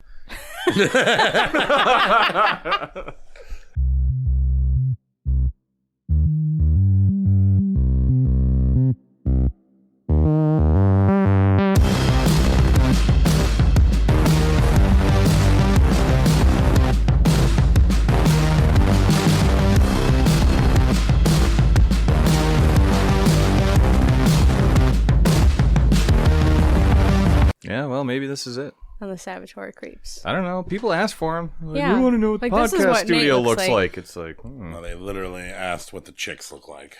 Yeah, show me the chicks. Yeah.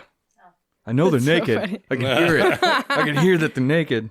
No, I'm going to stop listening if these chicks aren't hot. Okay. Yeah, that's probably what it is. Some incel.